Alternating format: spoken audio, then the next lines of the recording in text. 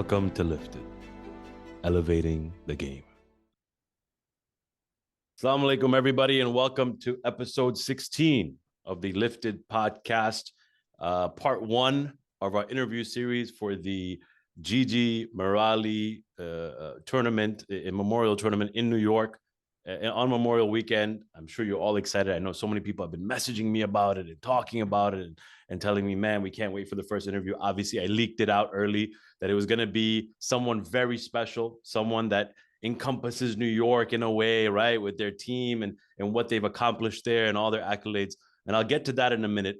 But before I do, I want to thank, first of all, New York Union Islanders. I know I thanked them in my first podcast, but I want to thank them for allowing me to do this. Bode, Sahil, KP, Shane, always.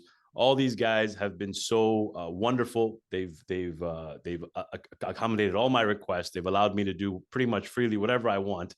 And to be honest, they're probably the reason why I'm doing this today is because they allowed me to start doing this and back in 2018. So it's been a good ride. It's 6 years later. Finally have my own platform, but it's because of them. It's because of New York Union Islanders that I'm here today. So I want to thank them. I want to thank Bode. I want to thank, again, the whole team there. They've been awesome. So thank you to all those guys, man. They've done such a wonderful job with all that they're doing with their tournament. So a lot of kudos to them and a lot of love their way as always. I want to also thank our sponsors. I've sent out a sponsorship package and a couple of people have come back and they've been willing and so accommodating. Again, they're looking to contribute to the podcast, the platform. So thank you to them. There have actually been some people who don't even want their logo. They don't even want the sponsor. They just want to donate to the cause.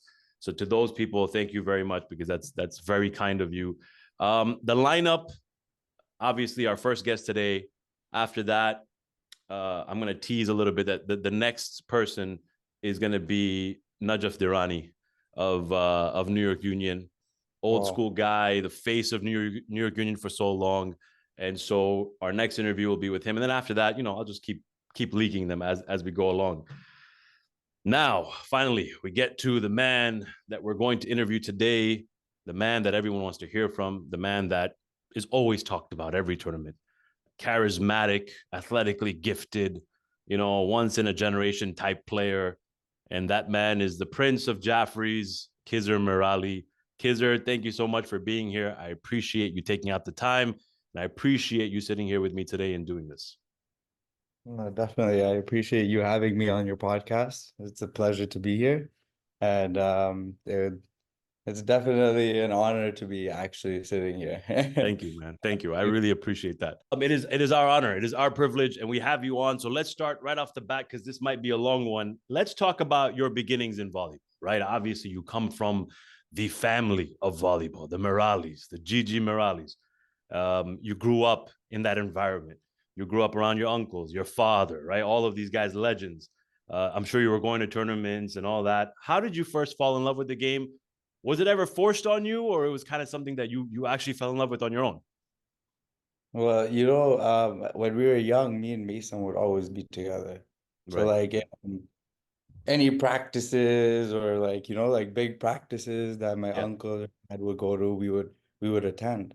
Right. And sometimes we would be lucky enough to play. Right. So like we would start off in net. So like whenever some netty would, say, oh, I can't make it, canceled. They're just putting you in. So we get, all right, you know what? Us two, we're in. Yeah. Where your spot is available. Right. So they have always like taken us to like all practices since like the beginning. Like they've been taking us to practices, invitees, like our regular practices, even like outside practices. Right. I'll go like team wise, they would take us and we would see like the atmosphere grow from there. Was it ever a lot of pressure for you guys coming up? So I know we're talking about when you're younger, you're getting your first shot, but when you start actually playing every week, was there a pressure to live up to expectation because this is Toronto Jafferys we're talking about? You know what? There was no pressure in a sense of volleyball. There was a pressure in a sense of family. Okay. I got you. So like it was just in a sense that like were always together and we've always played together. So there was no like actual pressure for us. Yeah. Yeah. You know, like it was just strictly like, you know, us playing. And like even like with us, even past volleyball, whatever it is, it's just us. It's always been just us. The Whenever Meralis, we right? go out, Yeah. whenever we do this, whenever we do that. And it's not even us Meralis, it's us Jaffries. Yes. It's Jaffries as a whole, right? Yeah.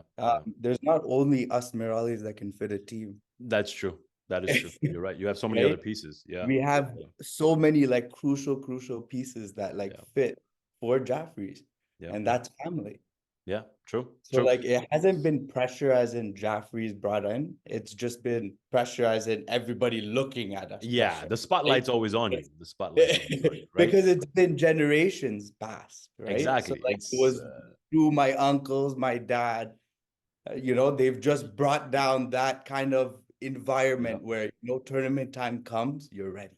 Yes, yes. And to be honest, it is also, if you really look at it, it's your grandfather, Gigi Merali, and then the pressure was put on the sons, the three sons, and then now the pressure is on you and Mason almost, right? Like, so it's just like that environment that you grew up in. It's like the spotlight is always on Jaffres. And sometimes that's good, and sometimes that's not so good, right? It can be very difficult at times to navigate through that. When did you get your first shot, though? Like when does Mununcle, Mebubuncle, Hasni come to you and say, "Hey, man, we're gonna need you guys to play in a tournament. Here's your first crack at it. Good luck." When was that? It wasn't always like here, like take a crack at it. It was like, here, let me test you. Yeah. Okay, so like it was like 2000, I think in 7. Yeah, the Dar. Orlando tournament. No, in Dar. Oh, wow. And I so happened to come there, and me, some the whole family's there. Shani was in net at that point. Okay. And 1-1 game, we would go and play.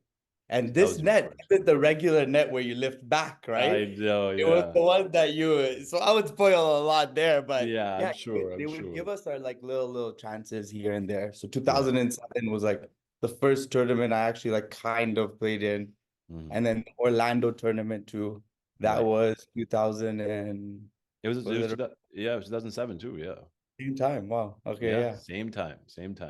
And so your real maybe come out tournament, could you say, was 2012 in Orlando? Was that your real come out when it comes to I think you and Mason were in net, if I'm not mistaken, or you and Siraj, or something happened where you somehow are in net, and that was your real first like crack at, like, because we're coming up now in the game. You already played for Jaffres or a couple of tournaments, right? But you're young, we're young. But now we're all coming together at one point. In 2012, Orlando wins that tournament, but it's almost like, who's that kid Khizr, right? Even though you were in the net, everyone was talking about you. Was that your real come out party, you think? Yeah, so that's when we like actually started playing full-time net. Like it wasn't just, you know, like here, take 1 game, take 2 games, take 3 games. No, it was like playing the whole tournament. So seeing how much you can last in a tournament, right? Exactly. The time when 2012 happens and you get pushed into this environment now where volleyball was kind of dead for a while, maybe from 2000 to 2010, because Jaffres were winning everything. It wasn't even a game at that point, right? Yeah, Allentown Challengers won the one in 2002, and you'll have the one odd team and Stars or something will win, but Jaffres dominated for almost 2 decades, right? So now you're looking at 2012, and a young team comes up in Orlando Union and beats you guys in the semifinals and ends up winning. Hometown tournament. The crowd was nuts. Volleyball was back. You're in the spotlight. A lot of young guys. Imran Juraj gets his first crack there. KJ, all these guys get their first cracks. What was that experience like being on that Jaffres team, watching Jaffres not win a tournament? Did it almost fire you up? Like, okay, we see you guys, but we're gonna come too. Definitely. Like you gotta see, like when they had their time, it was Reblo Uncle. Yes. It was Faisal. Yes. Like they've played with like against Faisal with Faisal. Right. Reblo against Reblo. They had CD there. They had Salim Banji. Yeah. Their time was different, right? And when they come out of that time and now they've built their own time. Yeah. And then to go past after now where Orlando and Stanmore and Yes. New York and all these good teams tried to like come and you know what? Yeah. Try to redeem their crown. Yeah. Right. And Yeah. it's just like, okay, so now where do we go from here? And that's where they were thinking. Yeah. That where do we go from here? So that 2012, after that, when we went to London, Mammoth. tournament, Yeah. that was the first tournament that actually brought us like our eyes opened. Yes. Because if you go look at it, nobody here in North America started the jumping at the front. Yes. Nobody. It was London. 100%. So when we went to go play London, my uncles, my dad, they're like, this is a front game now. Yeah. It had become a front game. Yeah, you're right. It was a frontline game. And how you're going to win now is through the front. Front line. Yeah. So we went back home. We won actually MAMT. And from that, like seeing how they hit from the front, Hasnain Chachu mostly would like throw the balls up and tell me hit. And that's where we would practice it, where I would just, that the netties would come in, throw the ball in the net and lift it up, and you have to hit. Pressure moments comes out all the time. So that's how we learned since 2012. That's when we started. 2012 MAMT was, I think, also your coming out party on the front line, because now you're able to kind of do your thing. And you watch 2012. If anybody has the ability to go watch 2012 MAMT, the finals, especially where Jaffres play Khizr and Bilal Kaba is coming up with the pop collar. I talk about it all the time. And Kumel Kaba, and they're a little bit bangy, right? And so they're playing against you guys. They have a crazy float, though. They have one of the nastiest floats. 100%. And you see a little Khizr Merali playing front left. And this is like, you see your abilities. Like, you're raw, right? But you're jumping and you're cutting and you're diving into the stands. There was one ball where you dove into the stands and it was crazy. And they're chanting, right? Who are you? And blah, blah, blah. And your dad does one of the greatest placings of all time history.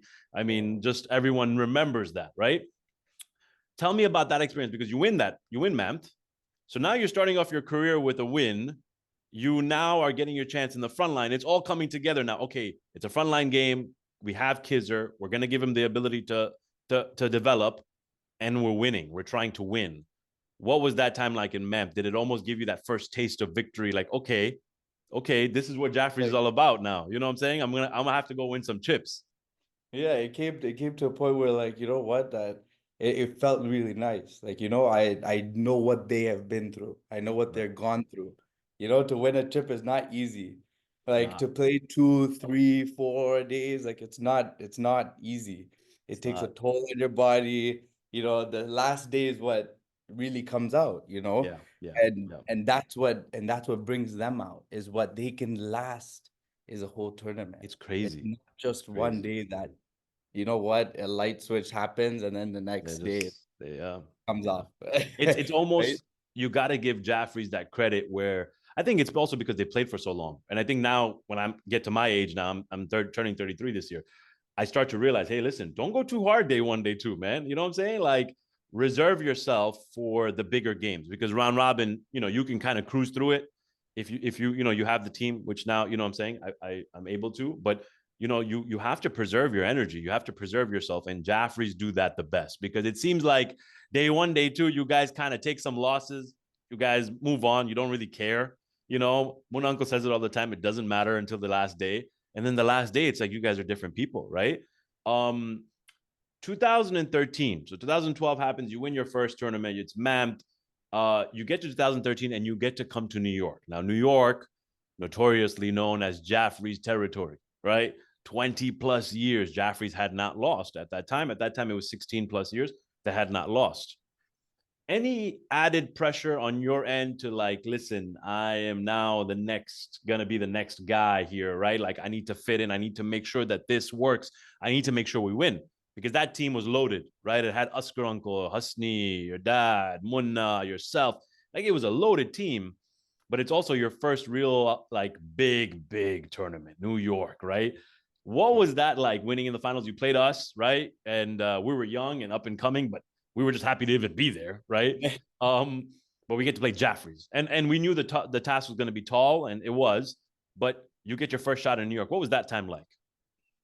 New York was like New York felt like home. You know, like they've always told us New York is home. Yeah, You know, yeah, when my dad, my uncles, they first moved there, they moved to New York. yeah, yeah. That's So, their you know, beginnings. like it was their beginnings. And whenever I heard like the triangle tournaments, it Yeah, wasn't like only like it was New York was a big part of volleyball. yeah, And it started mostly like with the New York community where Allentown community also, yeah, you know, it yeah, was like it was big for them. It was like the biggest thing. yeah. So to hear their stories and like to live with them to see their, because they don't have that type of pressure. When you listen to Muna Chacha hit a ball, or when you listen to my dad hit a ball, it's like, okay, you're comfortable. Yes, And yes. whenever like you listen to like Hasnain Chachu, like just return a ball. That's it. It's like, okay, you can duck and you still You're have, safe. Yeah, there's so many times where like you have hit a ball and I was just like ducked because like it was just out of my league. yeah. And But you felt safe. Yeah, and it was just a safety net. yeah. So like they've always been that safety net for Jaffrey's. Right. Like whether you look at like in the past, future, present, whatever you're gonna look at, it's just a safety net and how they Yes. built up the whole volleyball community. Yeah, Where like yeah. we first went to Stanmore, London, not Yes. knowing nothing would happen out of it. And then Exactly. Stanmore comes here and they impress all of us, Yeah. True. True. Very right? true. Very true. Adri's come here, Bilal, Very true. Very true. they impressed all of us. And it's Yeah. because we don't see talent outside the world. Yeah. You're Right? right. It's just like we're in a small little bubble. Did it almost feel like, and I know I'm going a little off tangent here, but do you think that Munna Uncle and Mehboob Uncle and all these guys and Husni did that because it was getting boring? Because they had dominated North America. So they're like, you know what? Let's go to London. Let's give it a shot. Let's go to Africa and give it a Dar. Let's go give it a shot. Dubai. Let's go give it a shot. Do you think that's what happened? Whether you like it or not, they love the game. So they just They, wanted to, they just love volleyball. they love playing. Yeah. Like with us, me and Mesa, you know how hard it is to beat them? Yeah. Yeah. And it's just me and Mesa like trying to play with them, Yeah. right? Yeah. If it's Yeah. 1-on-1, 2-on-1, like they still want to do it. Yeah. And they have the energy, and by all means, like let them do it because they're really good at what they do. Yeah. Like You can't, nobody can see them deny them. Nobody can to deny. see them to see them actually play and to play at this pace is quite impressive. It is very impressive. Their longevity is unbelievable. And we'll get into more of that as we go along in the timeline. 2014, probably one of the, if not the most epic final a lot of us have ever seen in terms of that decade of volleyball, 2010, 2020. I want to say that was probably one of the best finals ever. Marhaba Cup, 3 games, Jaffrey's Orlando, last point, and we all know what happens. We'll get to that after. But what was that scene like for you to be in that final, to be amongst all those people? And back in Allentown, where we had not had an Allentown tournament for a long time, Yeah. Jaffrey's Orlando, right? A rematch of some sort. What was that time like, man? What did that feel like being in that final? You know what? It was an amazing finals. Yeah. It was it was just the atmosphere was really well. It Like was so good. You had the yeah, Toronto guys rooting for Jaffrey's. You had the US guys yeah, like rooting I for had Orlando. like everybody from everywhere just rooting.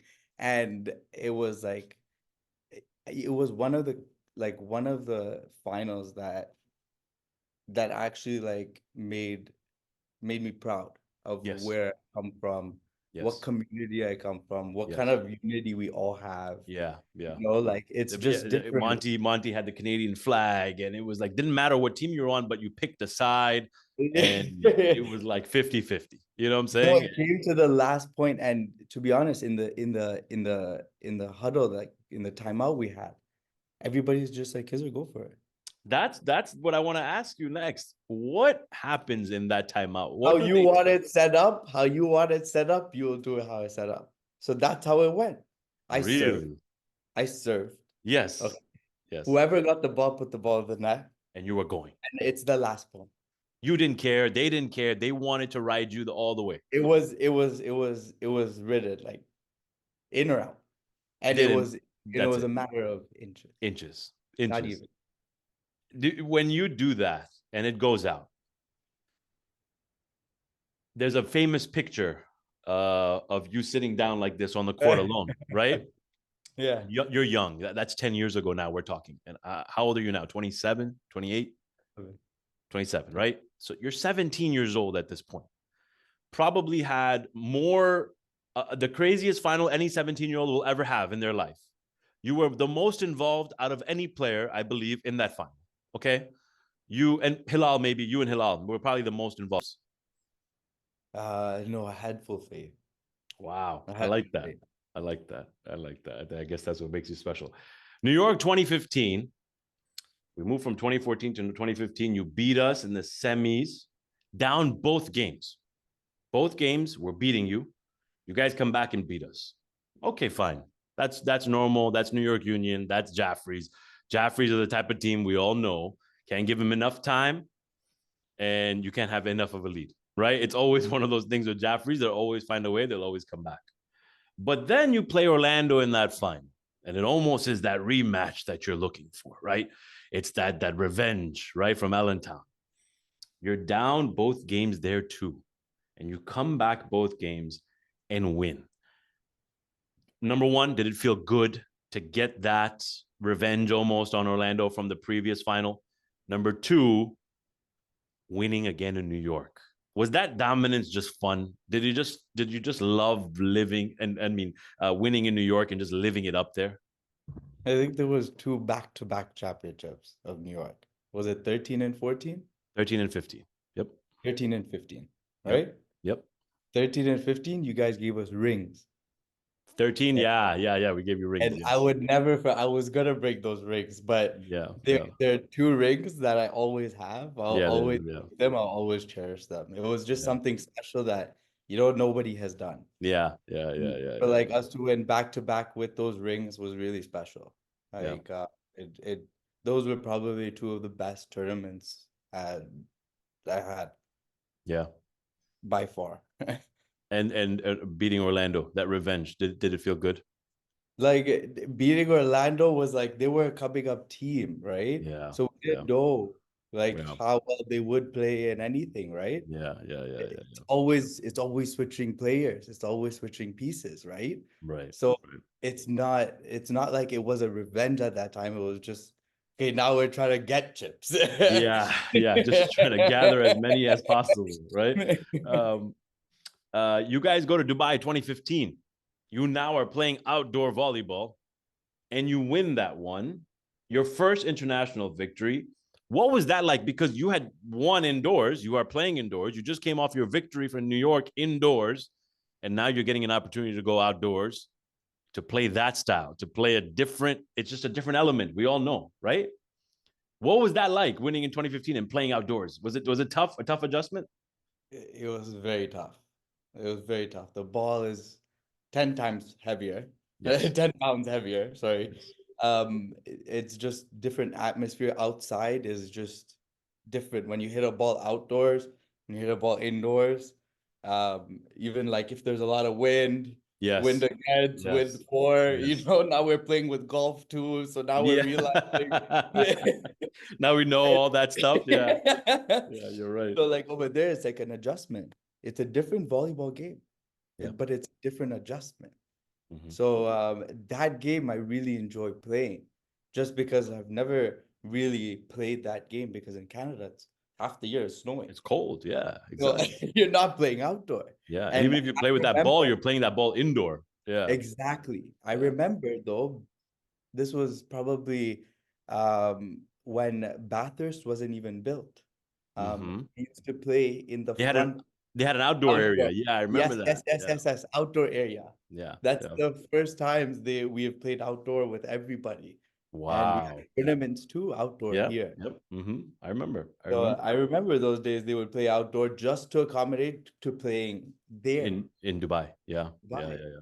So Because they went 2001 Supreme yeah. Council for that too. So like they implemented all these games into our game now, Yeah. basically. Yeah. Pretty much. 2016 comes around and you are playing North in the finals of the arcade tournament. And everyone remembers that tournament because it was the tournament right after Faisal had passed away. And, you get the likes of Daras on the other side. Tagaro was on the other side. And it was a memorable final. People were chanting Faisal's name before the final.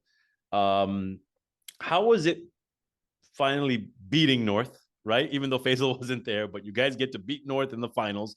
You win that chip. What was that like, winning that chip? And what was it like playing against Faisal all those years that, you just couldn't get over the hump? What was that like? You know that it's just greatness. It comes down to greatness. Like Faisal was someone like I definitely looked up to how his game is, how he played the game, how he was mentally prepared for the game. Always. Like it was a different atmosphere with him. Like it was a different mindset with him. Um, Playing with him and against him was absolutely special. You actually played with him one time.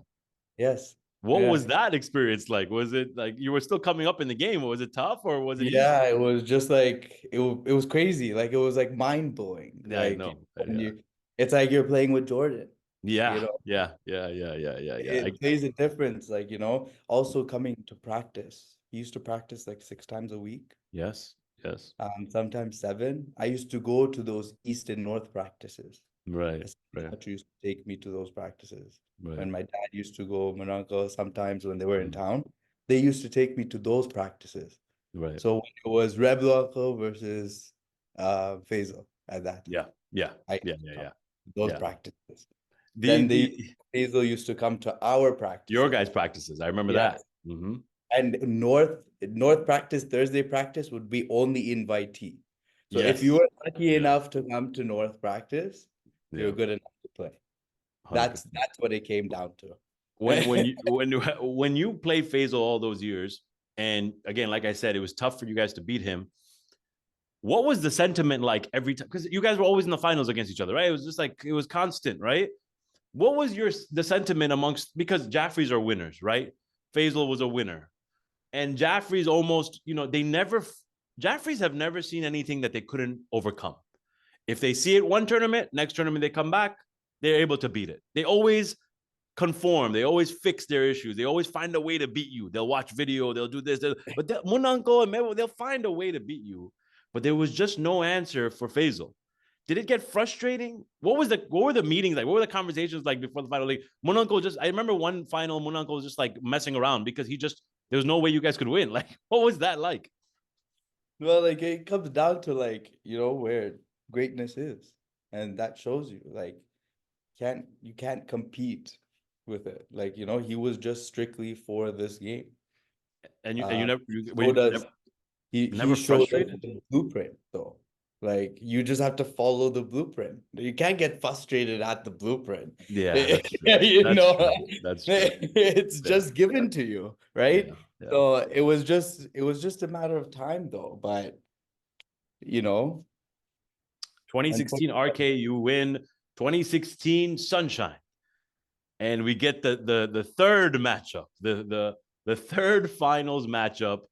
And it's like you guys are 1-1 now, right? You Orlando won in 2014, you win in 2015.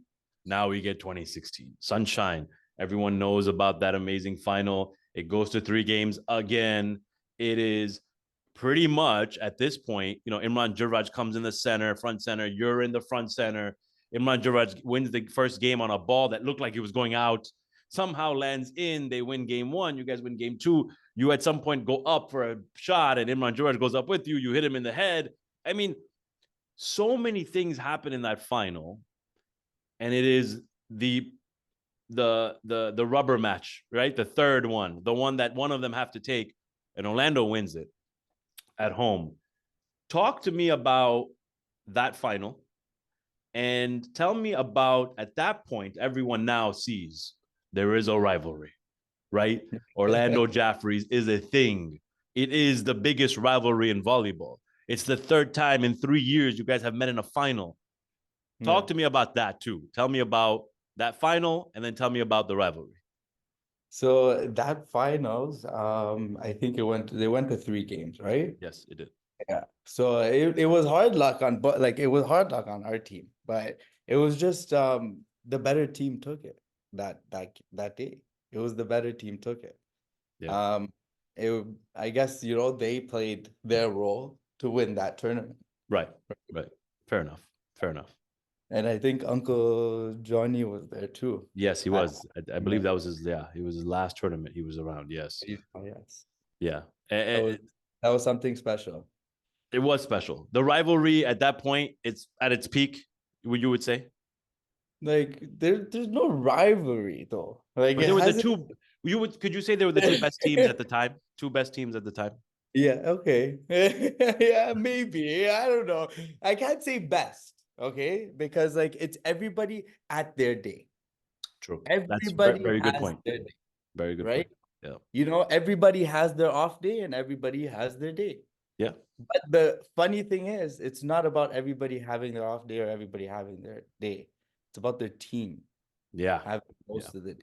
Everyone has to be on point that day. It's every person on that team, right? Yep. It's not just one person saying that they're on but then again, that shows you the greatness of FaZe, Well, he was always on, right? He was always on. There was no off moment. He was always on. 2017, you versus Stars.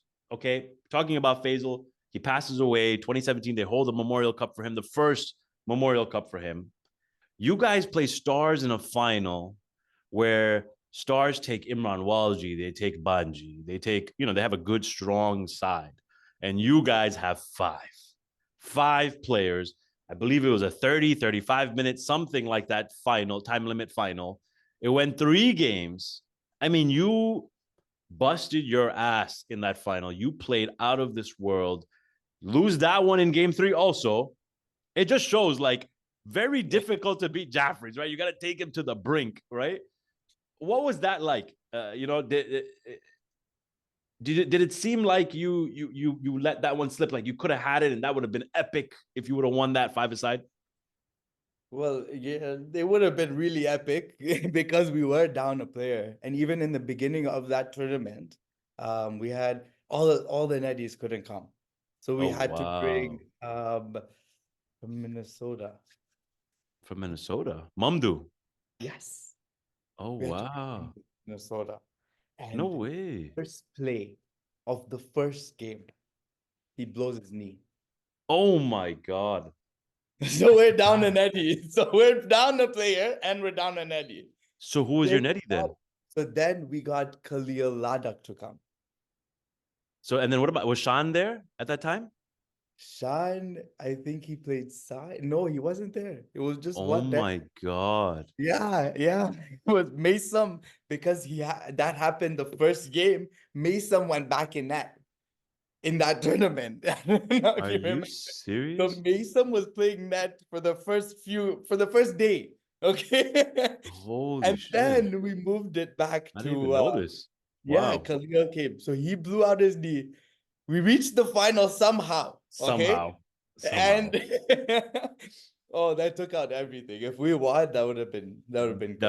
No, nothing. Look, I'm not taking anything away from Stars, but if anybody goes to watch that final, I mean, a performance and a half from Jaffres, who are 5-a-side, and this is not a shot at Munanko, not a shot at everyone, but they're not young chaps, right? They're a little bit up there. So now imagine they're playing 5, busting their asses against 2-3 of the best centers in the game, Banji, Turab, and Ranwalji. Like, dude, this is difficult. Like, this is a tall task. And you guys somehow taking it 3 games. I mean, just, a lot of credit to your guys. Again, like Jaffres, playing with them, playing with just my dad, Maranko, Asnain Jaju, is just, it puts you in a different mindset. Yeah. How competitive they are. Like, they don't need to be that competitive, but they are in nature. right? It's just how they are. It's And almost like they how instill they in you draw. that you can beat anybody. Exactly. And they don't settle for less. Yes. They Yes. don't want you guys to settle for less. And that's Exactly. like the more of the teachings that they're bringing, Yeah. that don't settle for less Yeah. because you guys can do it. Go for it. Yeah. Go for Yeah. the glory. Yeah. Makes sense. And Al that's what Wila they instilled in us. The whole tournament, from every young. single Yeah. tournament. Yeah. He lost, won, anything. It's family, and he still does. You can take whatever you like, whatever it's yours, you will take. Yeah. Whatever is not yours is not gonna, you're not gonna take. Yeah. You're gonna lose, you're gonna lose. You're gonna win, you're Your gonna dad says it best, right? If it's written for you, it'll happen, right? Like he always tells me that. Listen, man, if it's written for you, it'll happen, right? happen. Whatever is decided, it'll happen. Al Wilaya 2017, go back to London. You capture that glory once again in London. That 2012 Mamth, 5 years later now, Al Wilaya. You win again, and that is against Birmingham Stars, I believe. No, is that not? I think it was. I think it was. Right? Birmingham Stars, I think 2017, if I'm not mistaken. Yes. And what was it like going back 5 years later after losing the first Al Wilaya, I believe, to Stanmore, going back in 2017, beating Birmingham Stars in the final? And at that time, everyone finds out who Akhtar is, right? We all kind of knew, but now he's showcased. He's in the spotlight, right? You go up against Akhtar in that final. What was that like? That was one of most like the hardest finals I've ever played. Really?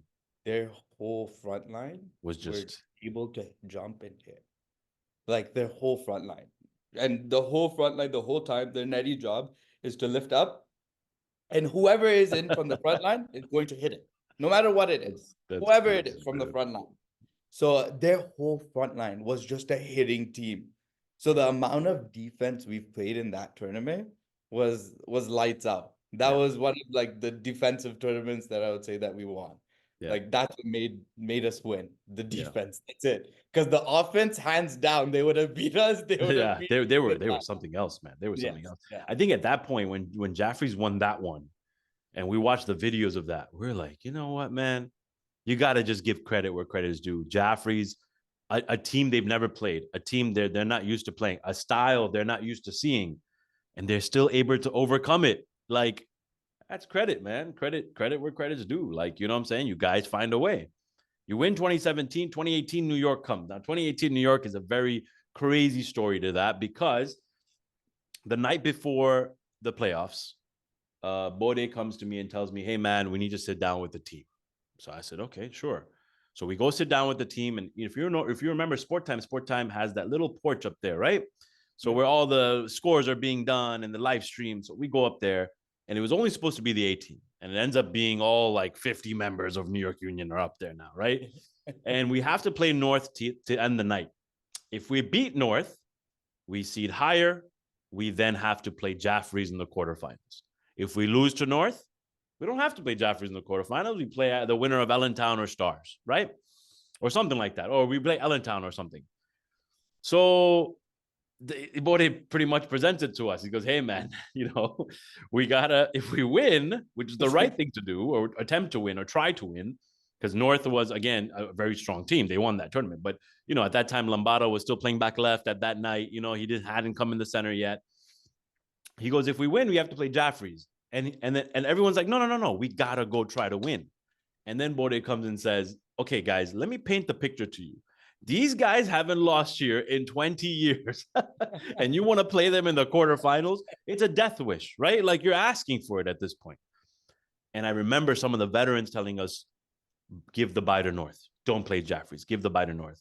And we as a team decided, listen, at some point or another, we're going to have to play Jaffres, whether it's in the quarters, whether it's in the semis, whether it's in the finals. So why not just go for it and see what happens? We end up playing with you. I believe you had Bilal Kaba that tournament. We end up versing each other in the quarterfinals. And at the end of game one, you get hurt. And it sucks because the game was almost... It was beginning of game 2? 5-1 or 5-love, I was up. And I got injured. Oh, and I dove the wrong way. And I saw the video till today. And I'm like, if I didn't take that shot. Yeah. I didn't take it. Yeah. We were up 5-love.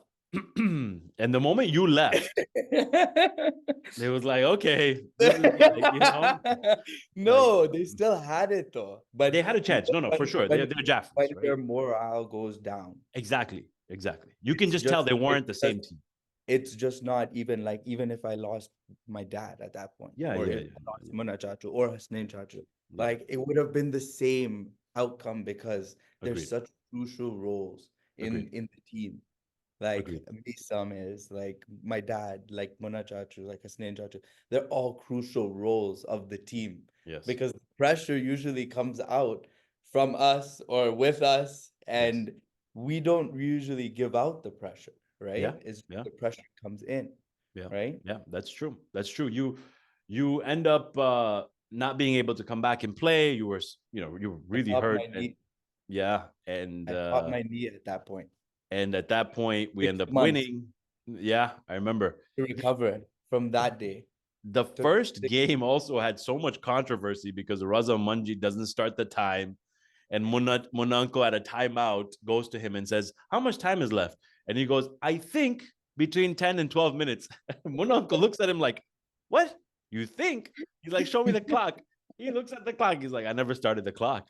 And Munanko's like, "Well, guess what? We're playing 25 minutes, baby. Start all over." And so I think we played like a 28-minute game or 38-minute, something like that. But it was still a great game. We end up winning game one. I guess you get injured in game two. We come back in that game, we win. We end up, we all know what happens. Lambada happens. Orlando gets ousted. happens. We get ousted. It just happens, right? It happens with like a blink of an eye. North happened. North happened, That's good. and you guys, the streak is over, right? A little disappointment on your end. Obviously, you got hurt. There's not much you could have done, but a little disappointment, like, damn, man, like it's New York, like we're supposed to be there in the finals. It was disappointing just because you know what, our whole like everybody, like my parents brought up there, they haven't lost there. It plays a big role too, right? It does. It does. Yeah. So having to lose there, it does really like hurt sometimes, but it's not to a point where like it does affect us. No, it's just move get on. back on your wheels. You know what? Get back on your wheels and go forward. Like next New York tournament, now it's coming. So you know what? Now we're prepared. Yeah. On to the next one, right? And the next one is a great one. Minnesota 2019, the fabulous front line of Khizr, Nick, Akhtar come together. And you play, I believe, Stars in the quarters, Stanmore in a great semifinal that goes 3 games, and then you destroy Orlando in the finals. I mean, it is a wash, right? Kind of what Lambada did to us in New York. It was a wash. When you see the way the team has dominated, you guys dominate that tournament, you guys dominate that final. Frontline against frontline, right? Because you said it was a frontline game. It was frontline versus frontline, and you guys got the better of them that day. What was that like winning that one? Did this feel like, whoa, okay, we got something that's going to be almost transcendent. It's going to be different. It's us 3 in the front just smashing. What was that like? That was like, the powerhouse of volleyball. Like coming to that kind of extreme where like, it's just hit the net and hit. Just crazy. Yeah. Just as soon as the ball went up in the air, you could see all 3 of us were like eyes are lit, yeah. And it was to a point where like, you know what, we had to like, hey, this is your ball, this is everyone's ball. You know your place in how you are playing. So how we played as a team, it was just one unit. No which matter was crazy. where the ball went. Yeah, which was crazy. It would end up in the net. No matter where it ended up. It would just end up in the net and up. Like it was a fun tournament to play in because I had that much, I guess, from 2 sides, just pouncing on whatever team there was there. It was just keep hitting. This is not a shot at anybody who you've played with in the past, okay? Because all the Jaffres players are obviously amazing players if they keep winning, right? But you almost were the centerpiece of the front line. You were the front line, right? Like you were the guy. Okay, you held the front line together. You were the leader. You were the guy in the front line. You were, and Munanko was there too. Don't get me wrong, but I'm saying like you were that piece that was supposed to be the guy who covers gaps and cuts the ball and puts the ball in net. And we call to Khizr when we need a point, and Khizr does this and Khizr does that. You were that dynamic player in the front line. Now you have to share that responsibility. Now you have to share the third ball. Now you have to learn how to play with two other dominant people alongside you without practicing with them, really, right? What was that like? Like, was that difficult for you to kind of come to grasp with? Was it easy? Did they make your life easier, or was it tough in the beginning? You know what? It was way more easier because my job was mainly to hit the net. Yeah. Okay. Because I was playing short, right? You were. And competing with those two heights, I'm short. Yeah. I ain't jumping higher than I can jump, but not that high. Okay? Yeah, I can jump, but not that high. So like it was just like if I go, I have to be 100% that I can jump higher than them to reach that ball. Right. So it was like hesitant in me going, and rather than them go, they had an open chance to go, right? So it would force them to go for those balls, right? So it wasn't like somebody was leaning towards them and giving them a gap. No, it was letting them to go because they would reach the ball faster and higher than where I would be. That's a good point. I never thought about it like that. That's a very good point. So like I had to choose which balls I could go. Yeah, exactly. Sometimes I could compete with them, but yes, all the time. They're taller than me. Yeah, that's true. That's true. They have the length, right? Was there a game plan? Like, hey man, like if you watch Yassine, for example, right? Like he puts the ball in net, he's getting the ball. Anybody else puts the ball in net, Ali Abdul Razak is getting the ball, right? For you and in the front line, was it like, hey, listen, if you hit the net, you get the ball? Because how does Adil know who to lift to? So it's like he's the quarterback at that point. So he just knows. That guy's hot. Like he's the quarterback, right? The team revolves around the team. Yeah. Eddie's a really, really crucial role in the team. Yeah. So without that, without Adil, without Saki, without anybody, Khalil, without anybody playing with us in that, it would be hard. Yeah, it would. Right? Because they know where to set, they know when to set. Yeah. Right. Fair enough. Al Wahda 2019 is when we get like a little sneak peek of a youth team, a little from Jaffres, right? There's an iteration of you and Maysum, and you're playing with some younger guys. I think you get to the finals, you win. Small tournament, but again, a good first tournament for you guys to try playing with each other and without the uncles, What was that tournament like for you to get your first real crack at? I think you played back right, if I'm not mistaken. Was that fun also just to kind of play? For which tournament? The Al Wahda 2019. I think you played against, I think it was you, Maysum, and a bunch of young kids, and you reversed Stars in the finals, but it was the Stars B team, but the Rob played with Stars B. Yes. One of those things. What was that tournament like? Oh, okay. That was a good tournament. That was a fun tournament. We exactly. That's what it looked like. Everybody for Al Wahda, it's like to get the whole community involved. Yeah. Right. Yeah. So we had a lot of teams there. We had to separate all teams so that way, we make enough teams for the tournament, right? Yes. And it's also to support the community. We do Al Wahda, even this year it's going to be happening. Yes. Right. Yeah. So it's a good way to build on our community, right? And people and the young kids tournaments. To be honest, the unity it's inseparable. You find your best friends basically. So true. At all tournaments. So true. You watch those videos of that 2019 Al Wahda, and you see a young Jaffres team that is gonna be the future, but you see a lot of people having fun. You see a lot of guys loving the game of volleyball because that's what Al Wahda is, right? It's for the community to come see volleyball, and they love it and they fall in love with it. So it was nice to see that, and you guys pull out a win there.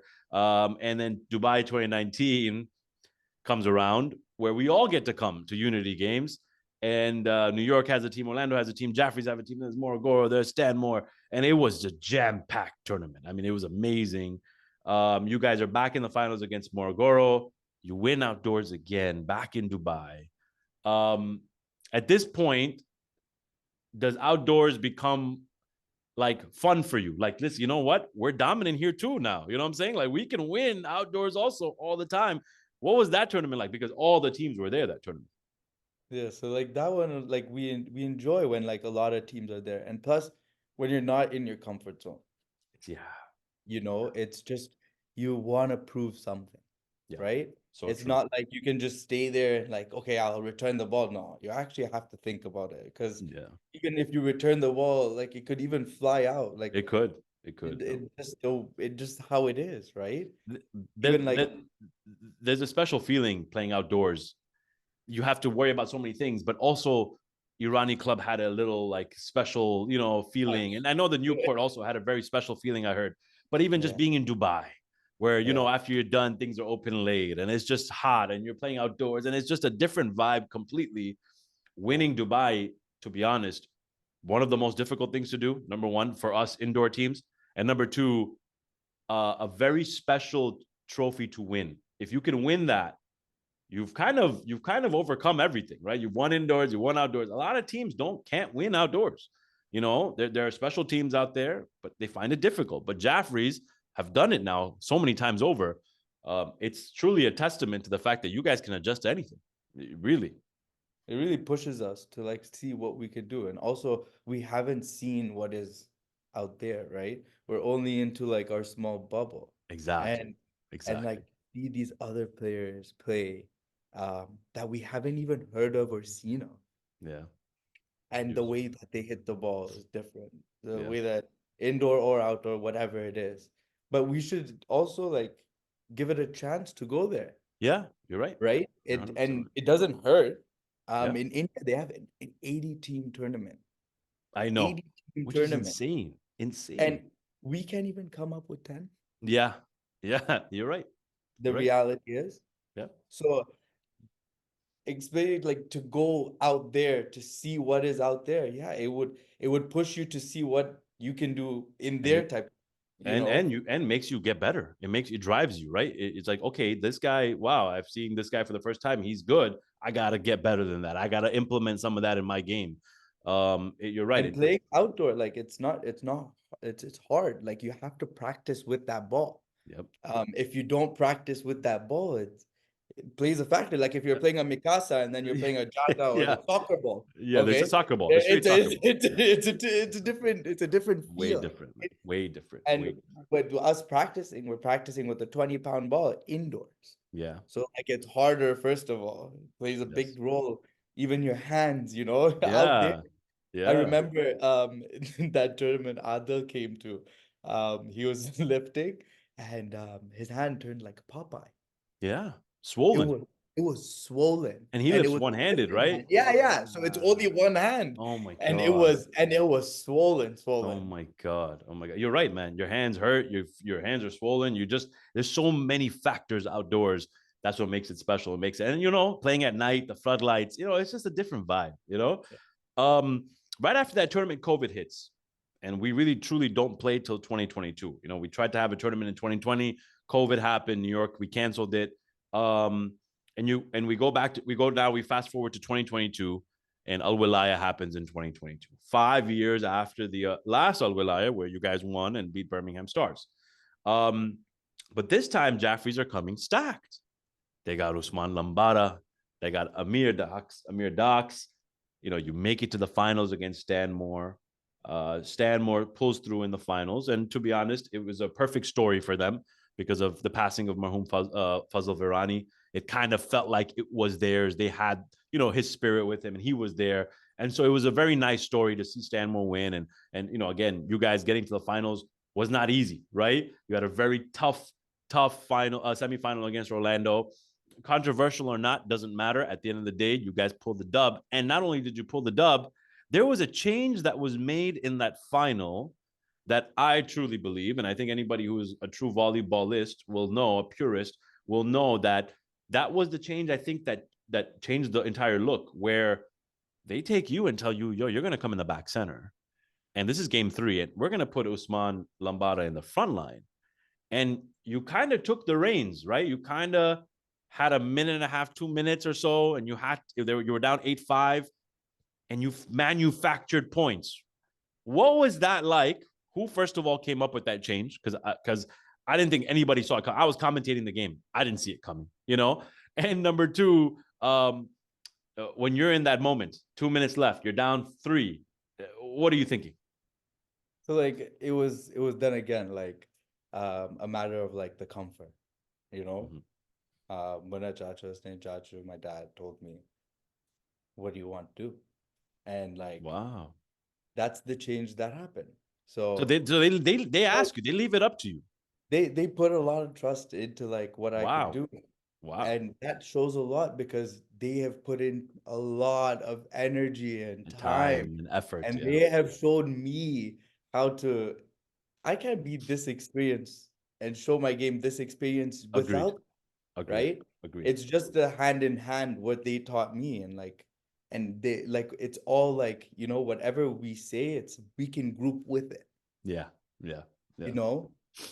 So like I love playing with my team. Like it's just like it's happy, like it's fun, you know. Even if you were playing with us, you would realize that like what fun is for volleyball. You Seriously, know? you're right. You're right. And the fact that they trust you, the fact that they can ask you in that moment where they're the veterans, they're the experienced guys, you would think they would come up with a change, but they're almost like testing you. They're almost like entrusting you, like, hey, listen, what do you think we should do? And you come up with this change and it works. And it's like, wow, like that just shows their time, their effort, the amount of knowledge that they've given you guys, you and Mason especially. It's coming into fruition, it's working, right? All these years later, you It's guys just now are making the big decisions. yeah. So like it's just they have helped us build. And they've always just helped us build. Yeah. It's they were always looking for us to build, you know, because it always goes generation by generation by generation. Yeah. And with their generation, they never wanted it to stop. Yeah. They love volleyball as much as you do, as much as I do, as much as Yeah. anybody playing till today. Yeah. That's a very And good I point. think they would even love it more Yeah. because Yeah. what they have witnessed, what they have been through No, to play the game. The no, stories that they tell us to go to volleyball tournaments. It's the it's funniest crazy. thing, but like that's the stories that will always make us remember, like, hey, listen, this volleyball community helped us be united with Yeah. whoever it is. Yeah. Like your best friends could have been found Yeah. through them. Your Definitely. even people with like getting married and all that. They Yes. Huge. they it's Huge. huge, right? In the volleyball community too. Yeah. Like it plays a big factor. A very big factor. 100%. We see you guys in Edmonton in 2022 with a youth squad, uh, with Mason in the back center, you in the back right, Sabir, you know, a nice couple of pieces with the young guy. I think Sahil was on the team, Sakib, you know, a cool, young, fun team that you take to Edmonton and you end up playing Banff Boys in the semifinals, which was a loaded team, right? Had all the superstars, okay? And I remember watching that semifinal at home live. I was in New York. I had traveled to New York at the time. I was living in Orlando, and I traveled to New York, and I heard that okay, you know, Banff Boys and Jaffres are in the finals, semifinals, and I turned it on, and you almost expect Banff Boys to win, right? But I've been in that situation. NWO didn't pan out too well, so I was like, hey, maybe you know, we'll see something special. And we did. We saw something special in you guys taking a game. You guys took a game, you know, everyone was like, whoa, turn on the game. Everyone was texting each other, turn on the game, you know. And Bath Boys end up winning, right? Obviously a very strong team, but you end up getting hurt too. I think at some point, a lot of stuff happens. You know, Yeah. their netty gets hurt at some point. I don't know, some crazy stuff happens in that Yeah. semifinal. But what was that like, man? Playing against those guys, right? A loaded team with your young squad. You going again back with Mason and doing your thing, you know, like you did in 2019 Al Wahda. What was that time like? How was it? Was it a lot of fun? You know what? We enjoyed it. Like we enjoyed the moment that we got to play with each other. Like, you know, like we enjoyed those type of moments that we can go as kids, go to a tournament and play lights out. Like and worry about nothing, you know? Yes, It's yes, not like we had a worry or a chip on our shoulder or anything like that, right? So right, like they played lights out. All right, the kids. right. Like, you know, they played lights out. So and they learned from us. So Yes, so exactly. they learned so much from that tournament they even come to me. We could have done this. We could have I done this. know, which is fun because Like it's just like that feeling that they have to tell us that we could have done this. It changes our perspective on like, hey, this can go somewhere, it's and they working. have the potential. Yeah, Yeah, they have the passion, they have the potential, they think the same way you do. And the fact that you guys have been able to give them that experience. You know, a lot of young guys play on teams, but they don't get a chance to go to the semis. They don't get a chance to play against Turab and exactly. Jabir, all these guys in a semifinal matchup where you take a game, right? At Yeah, some point when you win that game, do you think, hey, man, we can do this? we can 100%. I had a feeling we would be able to do it. I had a feeling. Yeah, It it was just it felt was it was really close. it It was was close. really It was close. very close. It was a wonderful semifinal. Um, Edmonton is the last time we see any sort of Jaffrey's team for a while. Okay. No Orlando, no Minnesota, no major tournaments. I think it After was Stanmore. right after Stanmore. Sorry? Was just the two after Stanmore? Just the two after Stanmore. That's it. I believe Dubai was one, right? If I'm not mistaken. We Uh, went there. yeah, it was Edmonton and Dubai, and I think that was it. And we don't see Jaffrey's in like I said, in Orlando. We don't see Jaffrey's in Minnesota. What happens after Stanmore that Jaffrey's decides to take a break, a little hiatus, right? Look, I think we can talk about it here because I think we can be open, but we can also be logical, right? We can be reasonable. And I think this is the place we should talk about it because I think we're all trying to move forward. We're all trying to bring back the unity, the brotherhood, whatever, right? We're trying to make things special again, right? I think we all miss each other. I think that's we can throw that out the way. We all know that, right? But what happens after Stanmore that you guys just decide, you know what, man, let's just take a break. It maybe isn't the right time to go to tournaments. Let's just take a little hiatus. Well, like to be honest, like me and Mason started like a venture. Okay, So that took one aspect of time away, sure. right? Mm-hmm. We were just in Minnesota a week before the tournament. Right, right.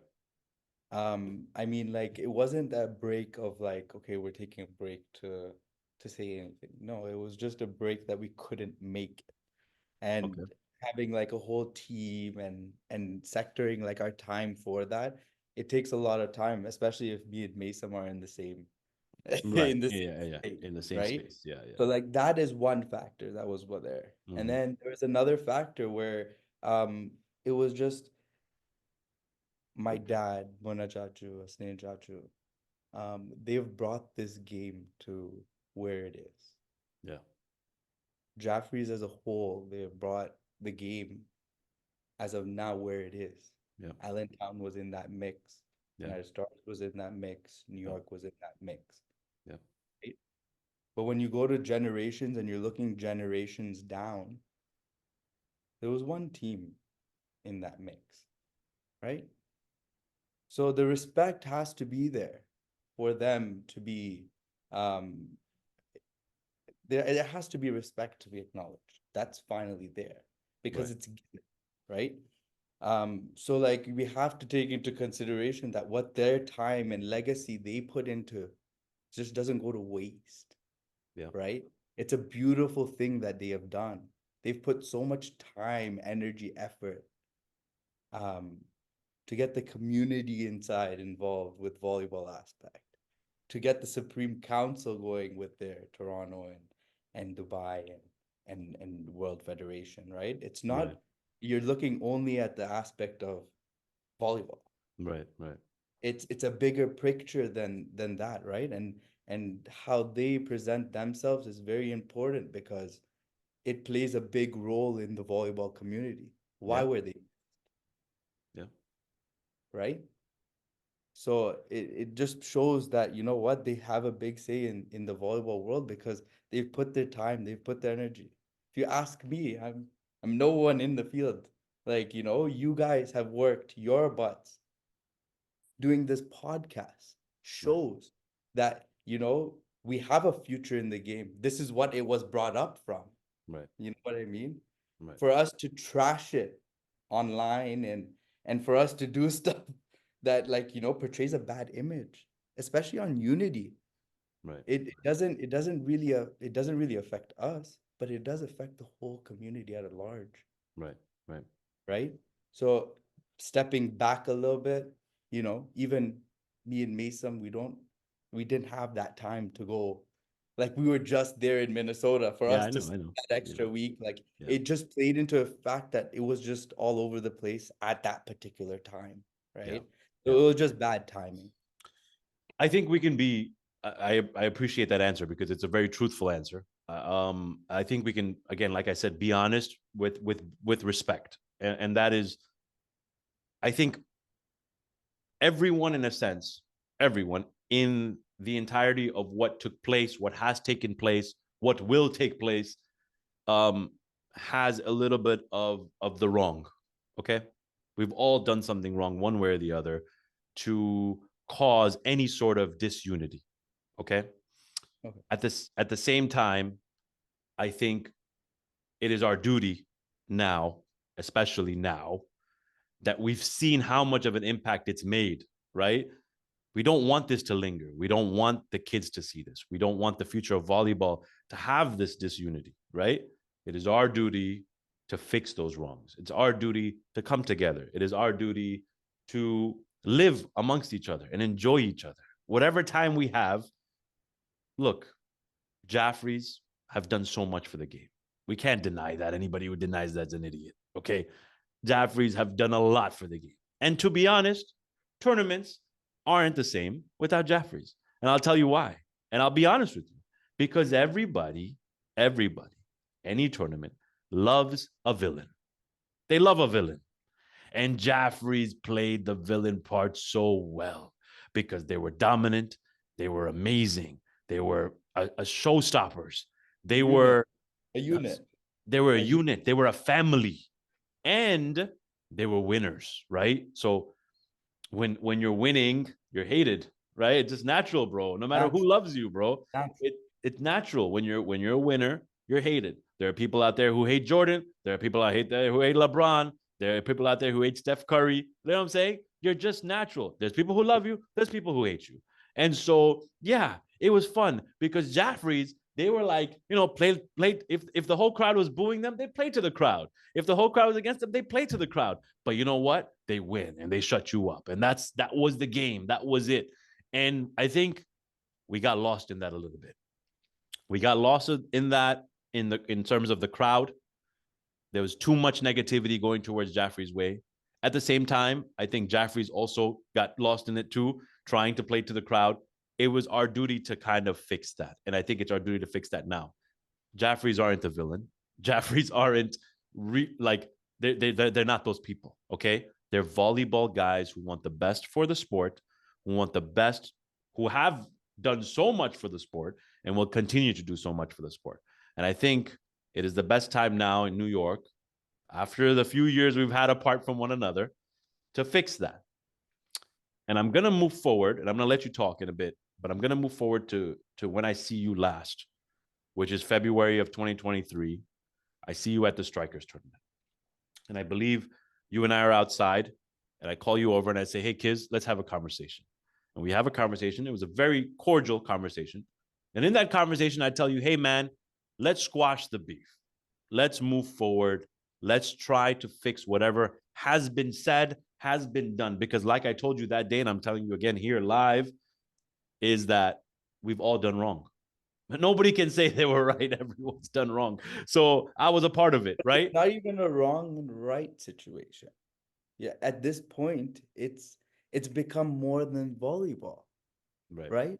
When you don't leave it at the court, that means you have something against off the court. That's a personal problem. Yeah. So the personal problems, we're the first one to tell you. Don't tell us. Yeah. And that's what gets it wrong, biting from everybody, right? They get a wrong idea that, they don't want to fix their. We're not into your drama. Right. That's the thing, right? And then if people are telling us like, hey, listen, this is how the story is. However you want the story to be painted, you can be painted like that. Right. But it has to be proven to like, hey, listen, there has to be some respect given to this game. Right. Especially to legends. Right. Now we went to Albuquerque, and the amount of legends that I saw in that game was unreal. Yeah.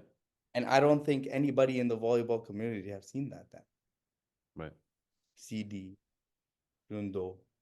Yep. The You OGs, know, man. Yeah. have Amil there to Yep. play with. You have Daras there. Yeah. Like the balls they used to hit. That's what everyone's forgetting now. Everyone's more so getting into the talking business and not seeing the game. There's no game left. There's only talking. Yeah. So if we want to play the game, play the game. Yeah. I'm willing to play the game. I love this game because it's brought up to me as to love it how they did. Yeah, exactly. Dad did, how Munna Chacha did, how Snain Chacha did. Yeah. They brought me in the court, 3 balls. You mess up, get out. Yeah. Sit on the. Yeah. Yeah. Yeah. They brought me to FaZe Banji's practice.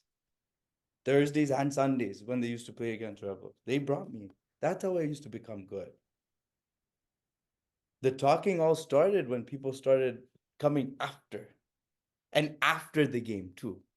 In the game, it's all fine because it's the heat of the moment. You don't know what's happening because even if you go look at it, you take a look at the game after it's been played. Yeah. Why? Because in the heat of the moment, you won't realize everything that you did. You won't realize what you could have done, what you didn't do, what mistakes you made. Yeah. Exactly. Yeah. So it's a bigger picture than like who's wrong and who's right. It's more so humanity. Like volleyball more recently has become about what have you done for me lately? Okay. You know, how is Munna playing at the age of 58? Let's not look at that. Let's not look at how Tharab's playing at 37. Let's not look at how Salman's playing at 33. Let's not look at Khizr being 27. Look at the body of work. Look at what they've done for the game. Look at what they've put into the game. Look at all of it as a whole, and then base your respect on that. And I think you hit the nail in the coffin. Back in the day, they would talk a lot of shit on the court, bro. And I heard a lot of things that happened. They would come out swinging, like, bro, mad shit. And right after the court, they were fine. Go eat. They were fine. Let's go eat. Me and you, let's go eat. They were fine. That's how it was, though. Yes. But now it's taken to a different level. It's gone off the court, and I think that's where we need to. It's uncomfortable for Jaffres to look at that. Yeah, where they've been brought, where they've been come up, where we have been taught. Yeah. You can see as much as you want on the court. But as soon as you step out of the court, me and you are buddies. Yeah, we got to move past that. There's more unity. I might die tomorrow. You're going to stick into your head that, hey, listen. The last thing that happened with him. Yeah. And it really plays a factor. It does. It really plays a factor. We've seen a lot of our volleyball guys die young, man. And the last thing you want is a bad taste in your mouth of that guy. You rather it's a game at the end of the day. Especially how much well it did to us. I know. It's done so many good things. Me too. All my best friends. Yeah. I've met through volleyball. Yeah, same.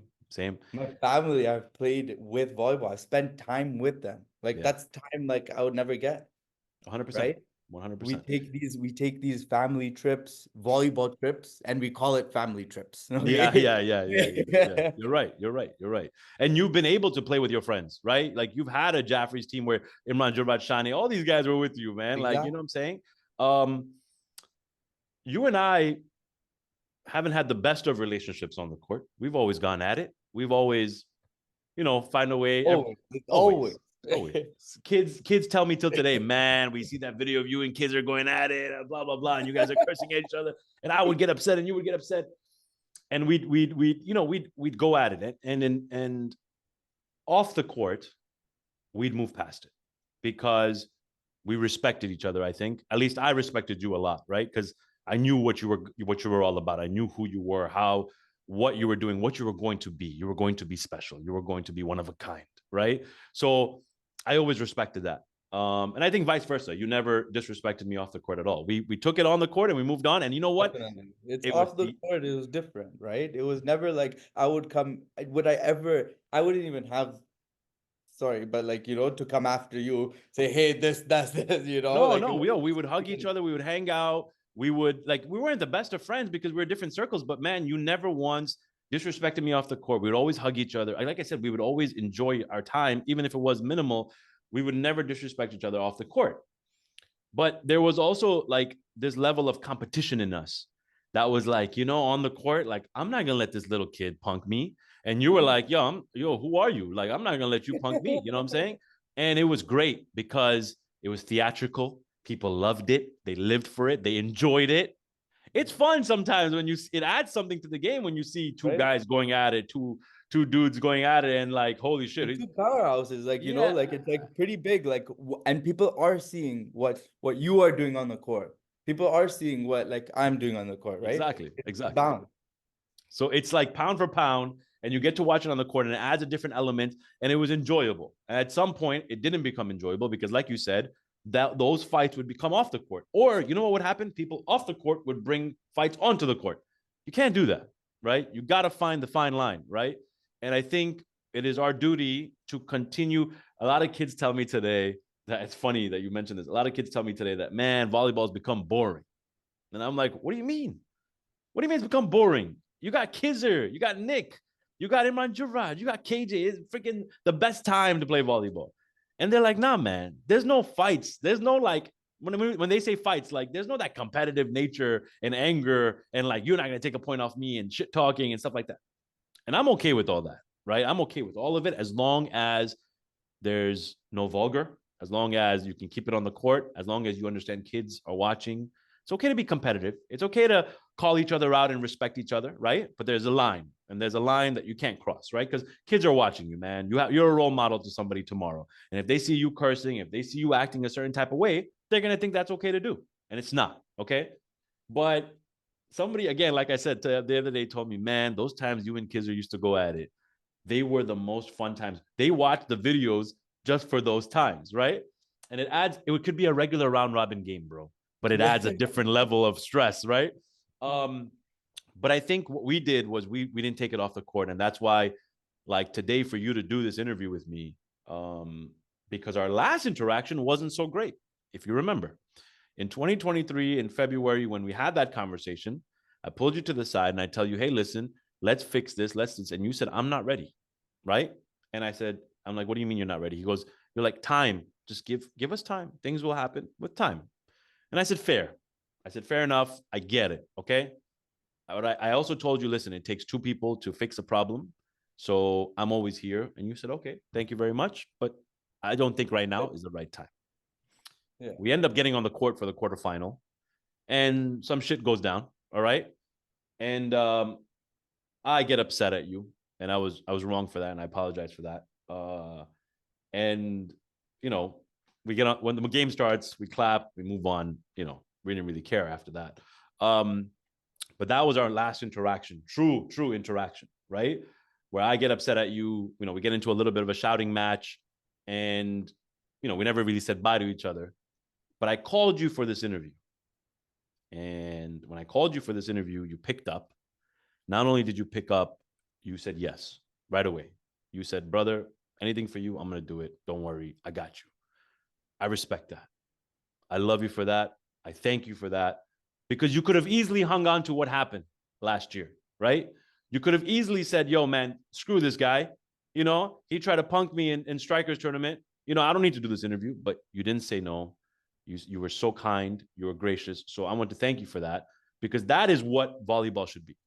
Whatever happens on the court happens on the court. And I can understand it happening on the court because I've been in situations where it has happened. Yeah. Right? So like for me to come and say no for anything, it just doesn't make sense, right? Right. And for anybody to badmouth or whatever, not knowing the real stories or just the stories that are affecting them, it plays a big role on our name as Jaffres, right? Yeah. It plays a big role on their legacy. And like that's something that they cherish. They love this game. Yeah. Why would they give up this game? Yeah. For the generations to come. That's why they wanted this. They don't want to see that this sport goes down. Yeah. Right? If they could still compete with us and still take that like pain. Yeah. I know they're in pain, okay? They're definitely in pain. For sure, bro. If we're in pain, they're definitely 10 times more in pain. 100%, okay, but they take it. They take it. Yeah. And they live with it because they want this to grow. And that's what I respect about them. And they teach us the ways. Me and Mason are brought up this way because of them. Yeah, no, fair enough. We haven't been taught the other way. Yeah. There is no other way. If anybody knows myself, if anybody knows Khizr can be very competitive, can be very hot-headed on the court, just like me, right? I'm just saying we're both the same.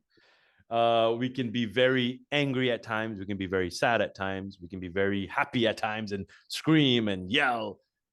And sometimes people take that wrong, right? I think people sometimes read that the wrong way. And so that's why I said that we've all been wrong in a way. Not that we're wrong for doing those things.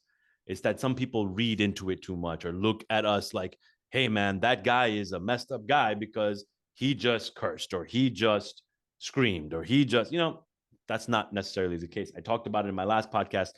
People look at Stanmore and they go, well, there's that one guy who just goes bonkers, right? We all know who he is, right? And he knows who I am. So he's listening to the interview. But he's a great guy. He's a great guy off the court, man. One of the nicest guys I ever met.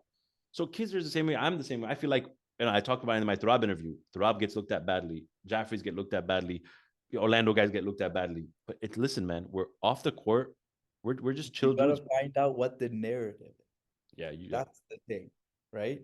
Exactly. You're trying to tarnish someone. It plays a role, right? And that's why this podcast is supposed to change the narrative. Yes. Like to make people know that, listen, bro, we're not trying to fight. Like get on the court if you want to see something. Okay. Yeah. If you're not gonna get on the court, then I'm not gonna do anything. Like it's the reason why we came is to network. Yeah. To unite. Yeah. I don't know what you're doing. You don't know what I'm doing. It could play a factor where it could benefit anybody, right? Yeah, 100%. So like everybody has to look at it and in their benefit. If they look at it that they're doing someone else a favor, it doesn't work like that, right? And it doesn't stay on and on, right? They're not doing this for their favor. They're doing this because they love the game. They love the game. And I want to bring something up here, and I know it's off script a little bit, but Hasnain Uncle, in his Hasnain Gigi in his interviews that he's done a few with Chai with Munna, which by the way, I'm plugging Chai with Munna. Watch Chai with Munna. Munna Uncle does an awesome job. Hasnain Uncle does an awesome job. So please do watch Chai with Munna. They do it wonderfully, and it's funny and it's cool and it's just laughs, man. It's a good time, and they've done a great season. I believe episode 3 for season 2 is coming out soon, so please watch that. But Hasnain Uncle in one of the interviews says the brotherhood has changed in volleyball, that there no longer is brotherhood in volleyball the same way it was before. He's not saying there isn't brotherhood. He's saying it was different back then than it is now. And I disagree with that because I think that, like you said, we've all found our friends here. But the difference back then that it is now, and I think this is what Hasnain Uncle is trying to allude to, is that back then you can talk your shit and go eat dinner right after. Right now, it's become you talk your shit, bro. I don't want to see you after the game. I don't know you. I don't want to talk to you. Right? That's the brotherhood I think he's trying to get at. And I think that's what we need to change. I think it takes all parties. It takes all of us to come together. New York is going to be the Jaffrey stomping ground. It's going to be, all their teams at their peaks. It's going to be a lot of stress, a lot of high anxiety. It's going to be very like, well, Jaffrey's walking through that door after a couple of years, everyone's going to be looking at them like, okay, what are they all about? And the same way you guys are going to be looking at us like, okay, like, what are you guys all about? I think it takes all of us to be like, hey, man, volleyball first, brotherhood first, friendship first. Let's put everything else aside. Let's move on. It's time for that to happen. And those positive traits need to come, but it's just a stepping stone. Yes. It's just positive traits that need to happen. Agreed. Let's move to current situations. 2023, Dubai. Unity Games, Jaffrys are back center stage where they won in 2019. And now it's almost like the team is being built around Khizr, right? You see a new team, a young team with Mick Doogie and, Sahil Sakib, you've had them, and Maysam, and Hasnain Uncle, Mehboob Uncle, once in a while are in. Moon Uncle's not really playing. He's kind of coaching. And you see a younger team, a fun team, a team that's centered around Khizr. You get to the quarters. You played amazing in the round robin. You played great in the quarterfinal, but unfortunately, things don't go your way. Dubai makes a comeback. They win the quarterfinals. What you played your ass off. I remember I just see you just running around outdoors, which isn't easy. What was that time like playing with this new young squad? I know you've done it a few times, but now it's outdoor. Now it's Dubai. Now you're the center, right? You're doing your thing, and you do so well in the round robin, and then losing the quarters. Was it a little disappointing? Like it was like that tournament was like all over the place, right? Yeah, And it looked like plus, that. Yeah. When we played indoor and now we started playing outdoor, we're like, Yes. okay, the ball is different. The light feels way more lighter. Yeah. Okay, it's different. Yeah. You know, the air is different. What's happening, right? And it was just so unfortunate. The small little mistakes, it's unfortunate errors that happen. It is. And it was just so unfortunate that happened. Yeah. But it was such a fun tournament. I heard it was amazing.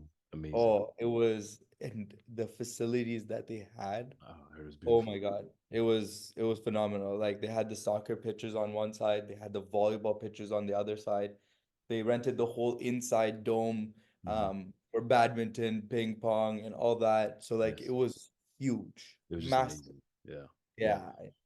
So to see that and then have all that given out, it was really nice. The Dubai tournament, I'll always be ready to go for. Yeah, it almost felt like it was a very cool tournament to watch because you see Khizr in the back center, right? And he's doing his thing, and you see Imran Jabraj in the back center doing his thing. And it's almost like these young guys are getting their chances now to kind of showcase their talents. And it was fun. It was really fun. Dubai does a great job of hosting. They did a great job in winning that quarterfinal. And again, like I said, it was a younger team. It was new, almost a stepping stone for you guys, right? To see, what man. But I do want to give a shout out to Mick Doogie. Mick Doogie, listen, man, you're a Don. You're a Don. It happens. You gave a couple of points. It's okay. You're gonna learn from it. You're gonna get better. You're good looking as hell. So You know how much better he's yeah, gotten? yeah. Those In experiences. Albuquerque. Those And it's experiences. just that much experience Yeah, that people are lacking. yeah. You See, lose. like when you don't stick with that same motion of keep going, keep going, keep going, you're bound to, Yeah, you yeah. know. But he kept it. He kept it. And because you should have seen how he played. He I did not watched it. give I one watched it, man. point. I He did watched not it. give 1 point in I the watched final. it. He learned from that mistake that he made, and it made him better. And you need to go through that in life, bro. You hit that ball out in that 2014 final, but it made you better, right? I've put numerous third balls in net to lose a game or third balls out, but it made me better. So you know what? That made him better. So Mick Doogie, all love your way, your family. You're good looking as hell. Don't worry, you're gonna be fine. You got a lot of things going for you, bro. You got a lot of things going for you. I love you. All love your way. Let's go to 2020. Let's go to Albuquerque. You talked about Albuquerque 2024. We see the newest version of Jaffres 2.0. They had Jaffres OG with all the old school dudes, man. You got Imran Rahim, Check Bob. I mean, you got the whole Nick was with them, but you got Mustafa Jaffer playing net. That was cool, right? And then you got Jaffres 2.0, where it's you, Khizr, Mick, the guys Sahil, like I got the guys I talk about. You guys end up in the final against one another. You guys take it 2 straight. How was that? What was that like? A little bit of bragging rights with the uncles, like, hey man, we took you down. You know what? They always won. They always won, no matter what. So like they even told us, like They don't. we won, you wouldn't have heard it. Yeah. Okay. If you won, we won. So you know what? It was nice. It was nice to win, especially like with Maysam, Sahil, Yeah. Amir Megji, Khalil Megji, Yes. There's first new time kids. Yeah. tournaments. Yeah. And that's Hasid Megji's sons. Kids. Yeah. It was the OG Jaffrey. OG Jaffrey's guy. Yeah. It's crazy, man. It's crazy. It's nice to see how it's just rotating in the full circle because what their energy did to bring us to our energy and how we're portraying the game, it's like nicer. Yeah. Because like it shows how our game shows. Now we're not looking at all like the logistics of things. We're just looking at how they play. Exactly. Right? Exactly. It's just now it has to turn to that where it was before. You're trying to build something special. Yeah. It makes a lot of sense. It was nice to see some of the older faces. It was nice to see you guys take them down, but it was also like they were also proud of you, I think, like, okay, Good shit, man. You guys did it. And it was a Jaffrey's final. So either way, you all won. It doesn't really matter. What's the future of Jaffrey's like now? Because, we all hear rumors. We see the split of teams, right? With the younger guys, the older guys. But, we all know New York is a place you're going to come try to be your strongest. We hear the rumors that, you're coming with one strong team. You have Nick, anybody else, the potential of, obviously, everything that happens whenever, when the Yassine thing happened, everyone's like, oh, Jaffrey's going to get Yassine. Jaffrey's going to get Yassine. It always happens that way, right? The next big thing, Jaffrey's end up having them. Is it going to be that? Is it going to be one strong team coming into New York? Is it going to be two separate teams again? Or are you going to be doing your thing and the uncles are going to be doing their thing? What's truly going to happen? Because again, the rumors are Abbas Rai is available, right? Because Toronto Jafferys is kind of under you. Like, there's so many factors here. How good is your team going to be? No, that's one surprise that everyone has to wait for. Okay. That is one surprise everyone has to wait for. And even me included, huh? Yeah, you still don't know.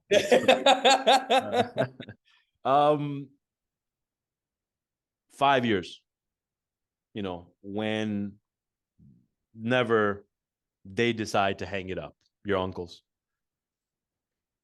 What's Jaffrey's going to be like? Is this what you're building for now? Is this it now? What you're building for in the future? The younger kids you're bringing in?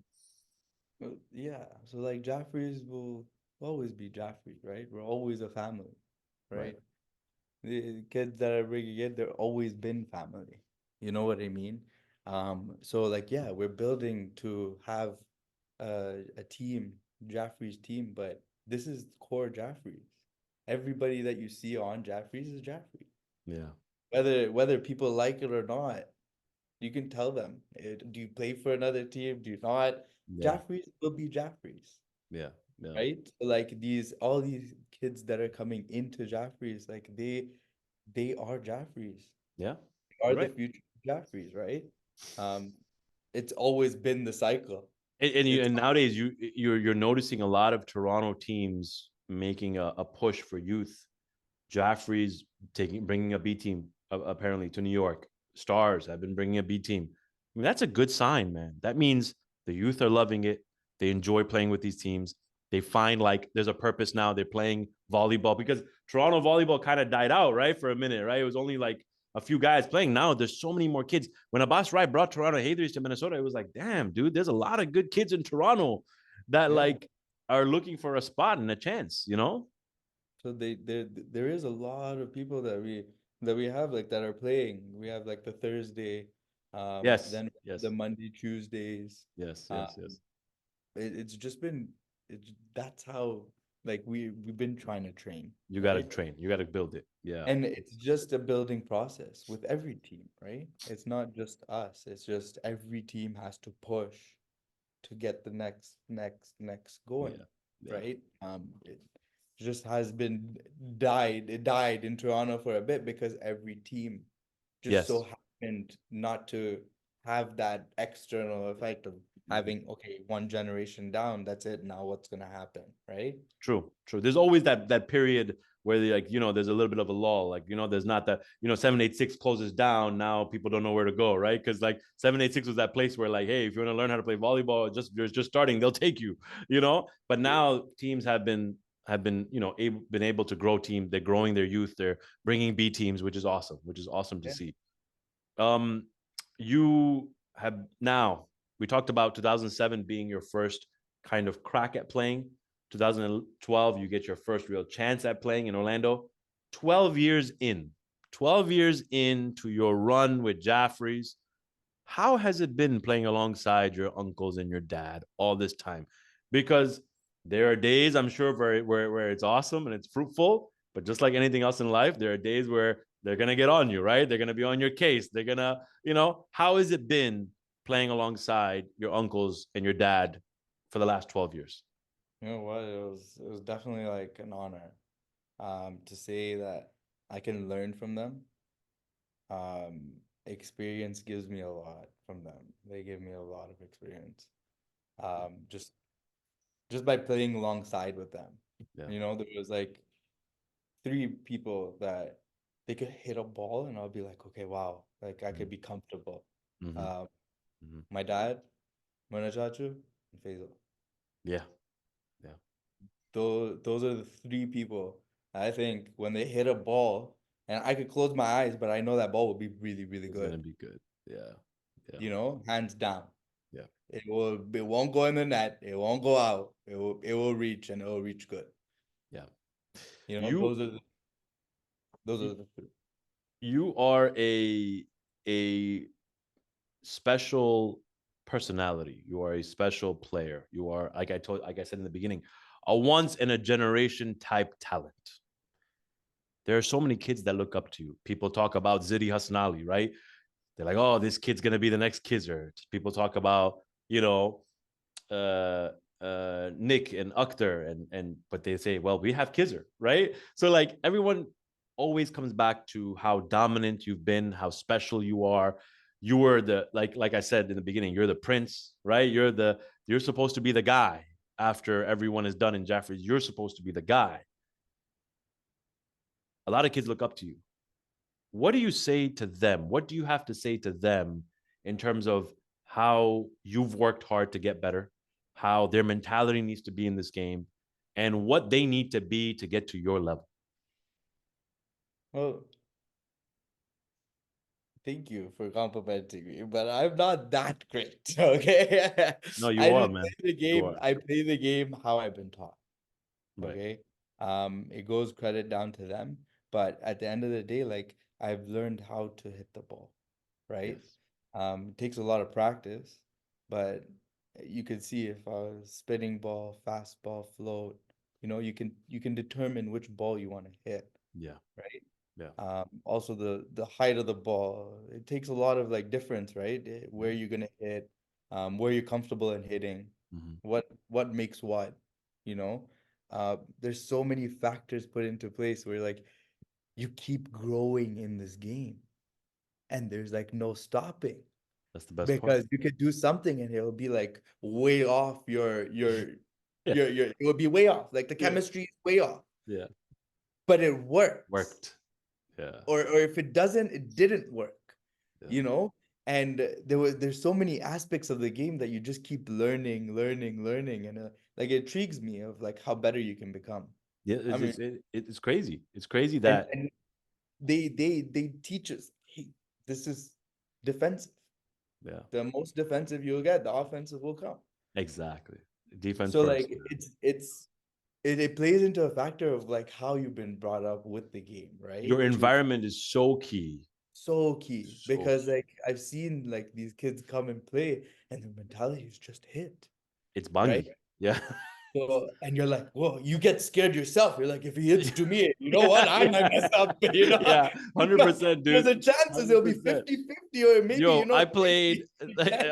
I don't mean to cut you off, but funny story. I played Sahil when he was playing with Toronto Jafferys in Minnesota. Okay, so obviously Sahil's dad and I, Rocky, very good friends. You know, like a bigger brother to me. Grew up with him, Marhum Rocky. You know, one of a kind.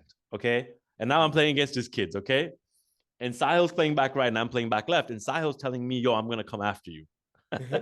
So I laughed at him. You know, I laughed at him. I said, "All right, brother, that sounds good." You know, because these kids saw me growing up, right? Now I'm seeing them grown up, and I'm like, okay, sounds good, bro. Let's see what you got. Now Sahil, no offense to you, bro, I love you, but he's like a scrawny guy, you know. So I'm like, how hard can he hit People this? get it mixed up as a How hard? scrawny How guy. hard can he hit this ball? Yo, he hits me a rocket. Holy shit, bro. I was like, God damn, you may be scrawny, but you got your dad's strength, man.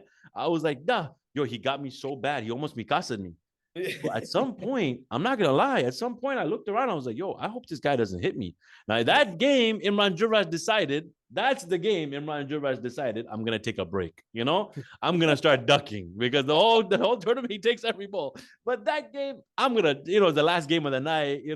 I'm gonna Sal. Yo, you play on your own. Yo, this kid was hitting me, and like you said, sometimes you're nervous. Like you're like, yo, this kid just coming out guns hot. No thinking, bro. Just swinging. And the ball feels like, yo, it's fast, man. Like, how do I return this shit? It was one of those things. So Sahil, a lot of credit to you, man. But man, it's crazy. Some of these kids coming up in the game now, they just want to hit. But it's funny because people thought that about you when you came out, you know? And you see the evolution It of was Khizr. calculated hitting. Like Exactly. it was training that happened. It wasn't so that I was just trying to hit. No, it's hard for me to get that level. And then for me to hit down too, No. it's even Yeah. harder. Yeah. Right? So like it's going to happen where you do mistakes, Yeah. obviously. Of course. Of Right? course. It's part of But growing. Yeah. but that's where you get better and better. It's just your training, Yeah. how you've been trained, right? And you Yeah. got to Yeah. understand what position you're playing on the court. That's the main thing. If you have one person that wants to play like selfish or wants to take points or Exactly. something like that, it's Exactly. hard for the whole team To to play make up for that one, you know? 100%. It's funny because the way I grew up, and I think the way you kind of grew up too, but you had a different environment. I had a different environment. It was hit, hit, hit, hit, hit for me. It was just like hit, hit, hit, hit. Pound your way through. You'll win a couple of games, and it was arcade style. You know, arcade is just pound, pound, pound, pound. One day you'll catch it, and you'll win on a Sunday, right? And for us, it just never came on that Sunday. You know, that Sunday we just five finals. We just keep losing because there was no thought. And I think 2019 we got to the finals one year, and that thought came in. Um, like, yo, we got to play defense. Like, we got to actually slow the game down, think about it. And then I moved to Orlando. And you're right. Your environment is what makes you better. And I learned here that I got to learn how to play defense. I got to learn to play a role. I got to learn to do something different, you know?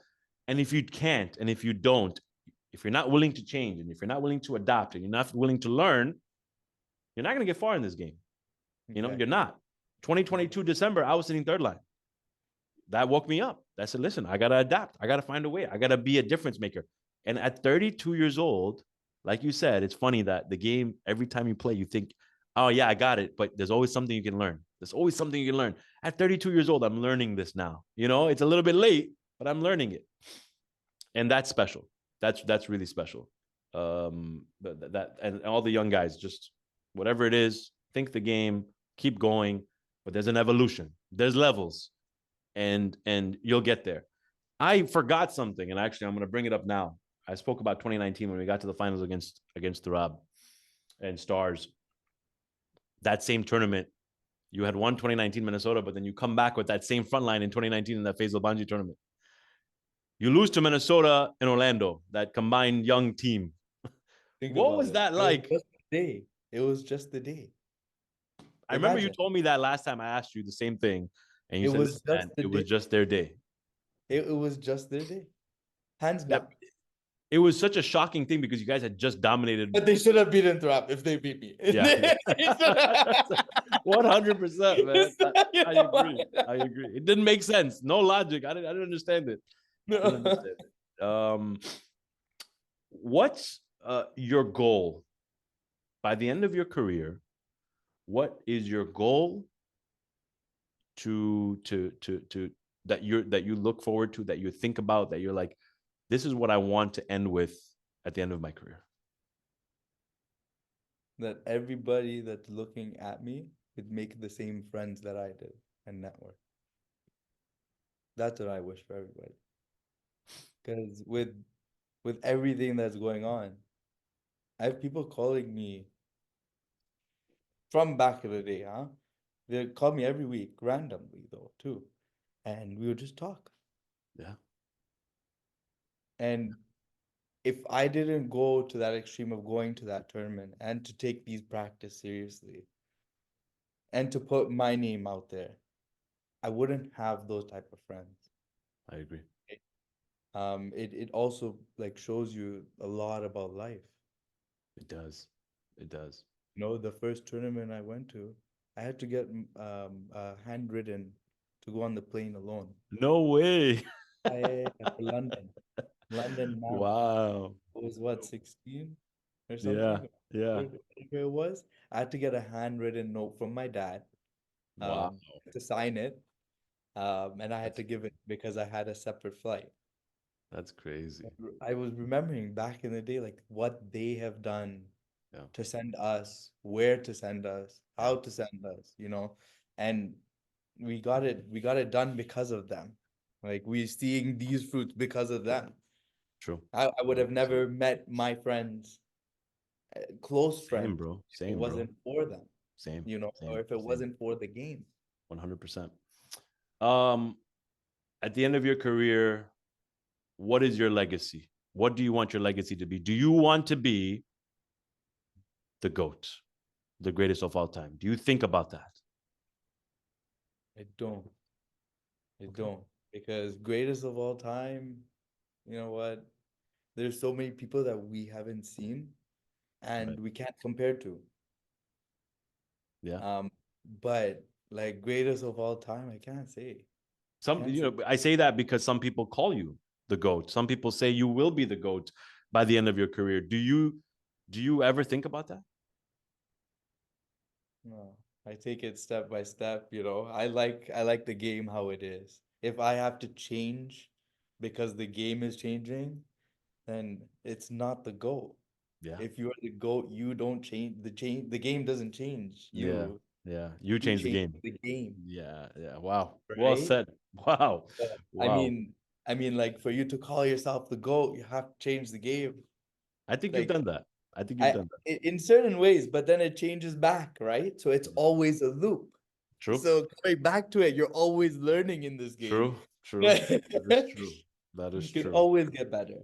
Always. We are done with the main part of the interview. So now we're going to go to the rapid fire. Like I've explained to you, rapid fire, quick answers, but you can, a sentence. It doesn't have to be a word. Just give me a sentence. Give me a sentence or two about these names, these times, these people.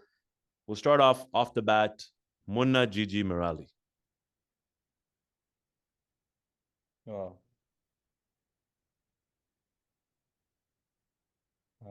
The knowledge of the game. Mehboob Gigi Merali. The power of the game. Hasnain Gigi Merali. Hasnain, and I'll put this into perspective. Munna uncle has always been the guy that when Khizr messes up, he does this. He looks at you like this, right? Mehboob uncle is your father. So sometimes he'll pat you in the back and sometimes he'll give you an earful, right? But Hasni is the Khizr guy. He's the guy who backs up Khizr. He's the guy who, if there's a message that needs to be sent to Khizr, he's the liaison, right? Like Munna and Mehboob tell Hasni, and then Hasni comes and puts his hand around He's you. the wall. He's the guy, right? He's the wall.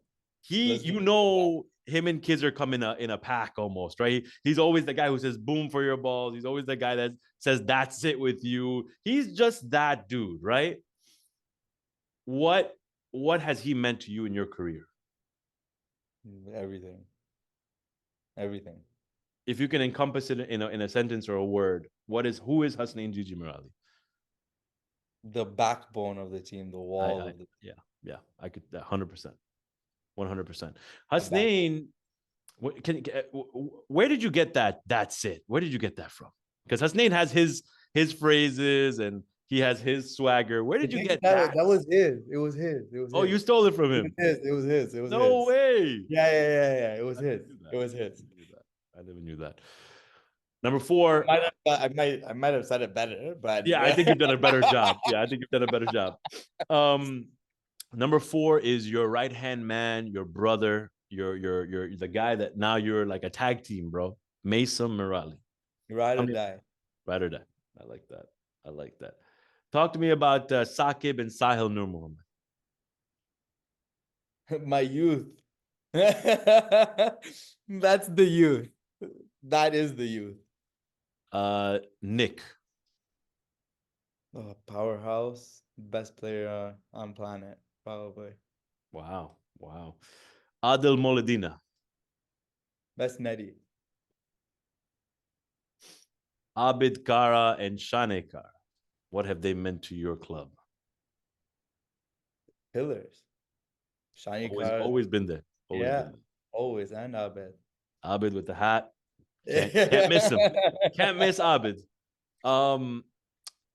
What would you say was the worst loss in your career? What loss hurt you the most?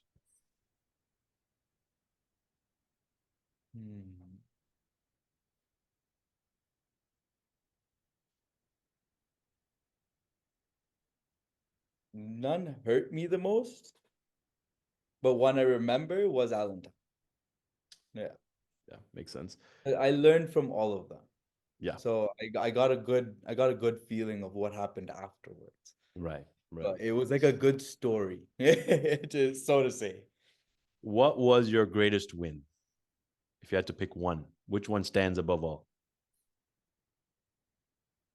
There's three. Okay.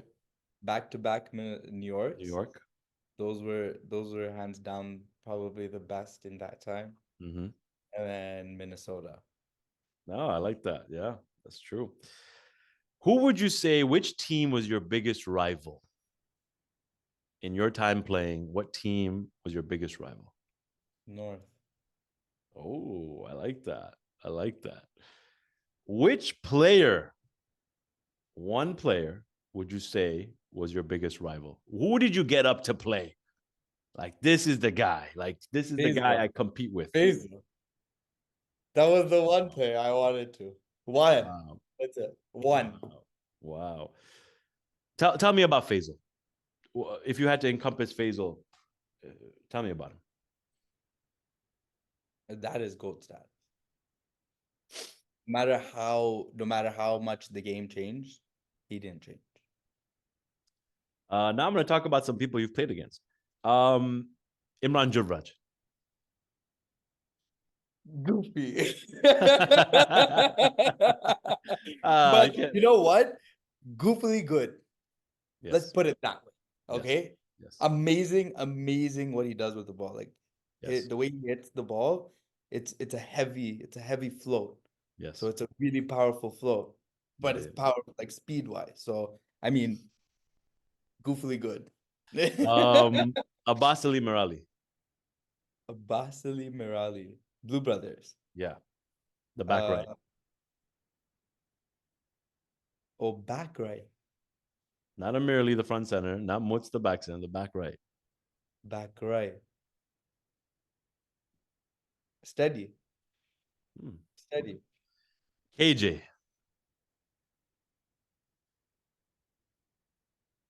Athletically gifted.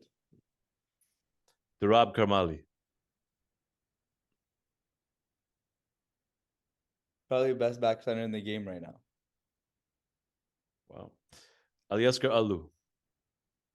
Another best back center of the game right now.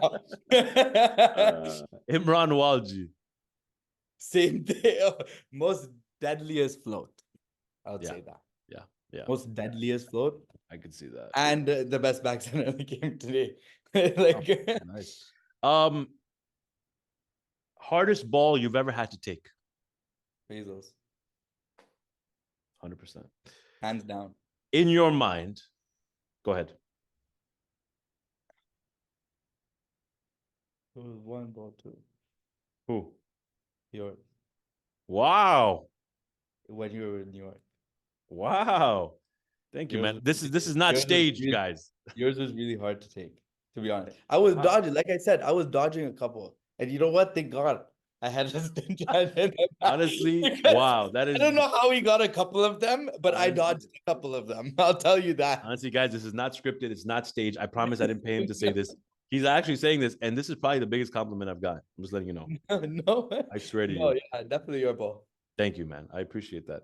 But that was I'm old. That was 8 years ago. In your mind, if you had to say who is the GOAT, in your mind, who is the GOAT? My dad, man. I like that, man. I like that answer. I really like that answer. Top 3 netties in the game.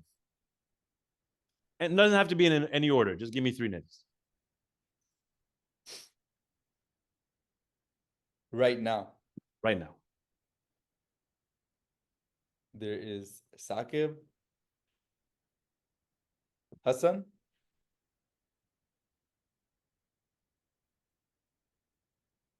Who else is playing net? Who plays net for you? Dilo. Khalil. I'd say, yeah. Top 3 frontliners in the game. You're a frontline dude. Fudge, Nick, And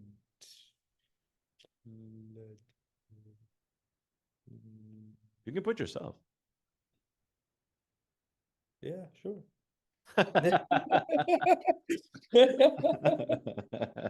Oh, Irfan Kamali. Wow. Wow. I like that. I like Sure. that. I like that. I like that. I'm gonna leave you with this. I need you to give me your prediction of who's gonna be the top 4 in New York and who's gonna be in the finals. I don't want a winner. Just top 4 in New York and the 2 guys in the finals. Top 4 in New York. Mm-hmm. Um, No order. No order.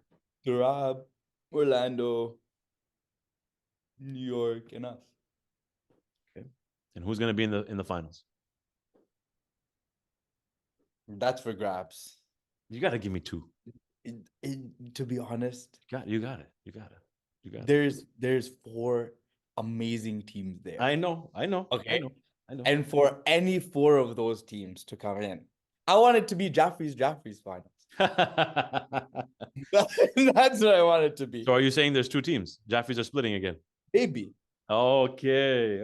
I don't know. Okay. But if it was to me, then I want Jaffres finals. All right. Before we go, can we recite one Surah Fatiha for Marhum Gigi Merali and Marhum Raki, Shiraz Nur Muhammad, who we mentioned, and also Marhum FaZe Labanji. Also Johnny Bojani, who we mentioned, Marhum Shabir Bojani, and also Marhum Tagaro. If we can recite Fatiha for all these guys who have played a pivotal role in volleyball, but also huge, you remember all these guys, man. You played against all of them. You played alongside them. So Surah Fatiha for all these guys, please. Al-Fatiha.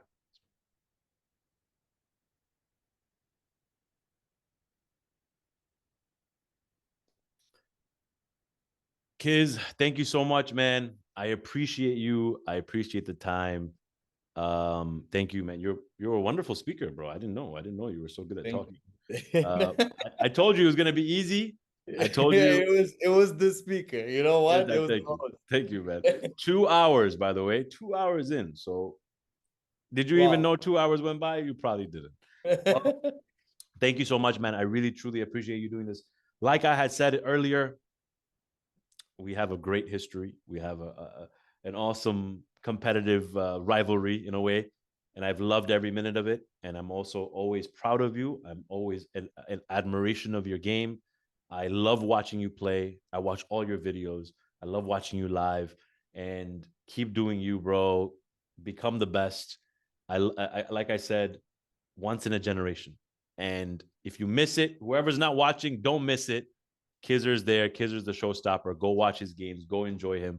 He is, you never know. We might die tomorrow. If I don't get to tell you this, then at least I get to tell you now that, that dude, you've done so many wonderful things in this game. And I hope you keep going. Thank you again for doing this. Thank you again for leaving everything else on the side and being honest and telling me, you told me, man, ask me anything. I'll tell you how it is. And you did. And I thank you for that. No problem, man. Anytime. Thank you so much for having me. Also, it was a pleasure being on your podcast. Yeah. You have amazing people that are on your podcast. I'm just pleasure to be here. Thank you, bro. I really appreciate you. I'll catch you guys next week. Thank you all so much. Next week, like I said, well, not next week, maybe in 2 weeks, I think. But we'll have Najaf Dirani hopefully on, and yeah, that's pretty much it, man. Good. Looking forward to interviewing him, another legend, and yeah, thank you guys for watching and supporting. And if you guys have any issues with the interview, anything at all, make sure you call Khizr, tell him about it. Good night, everybody, and I love you all.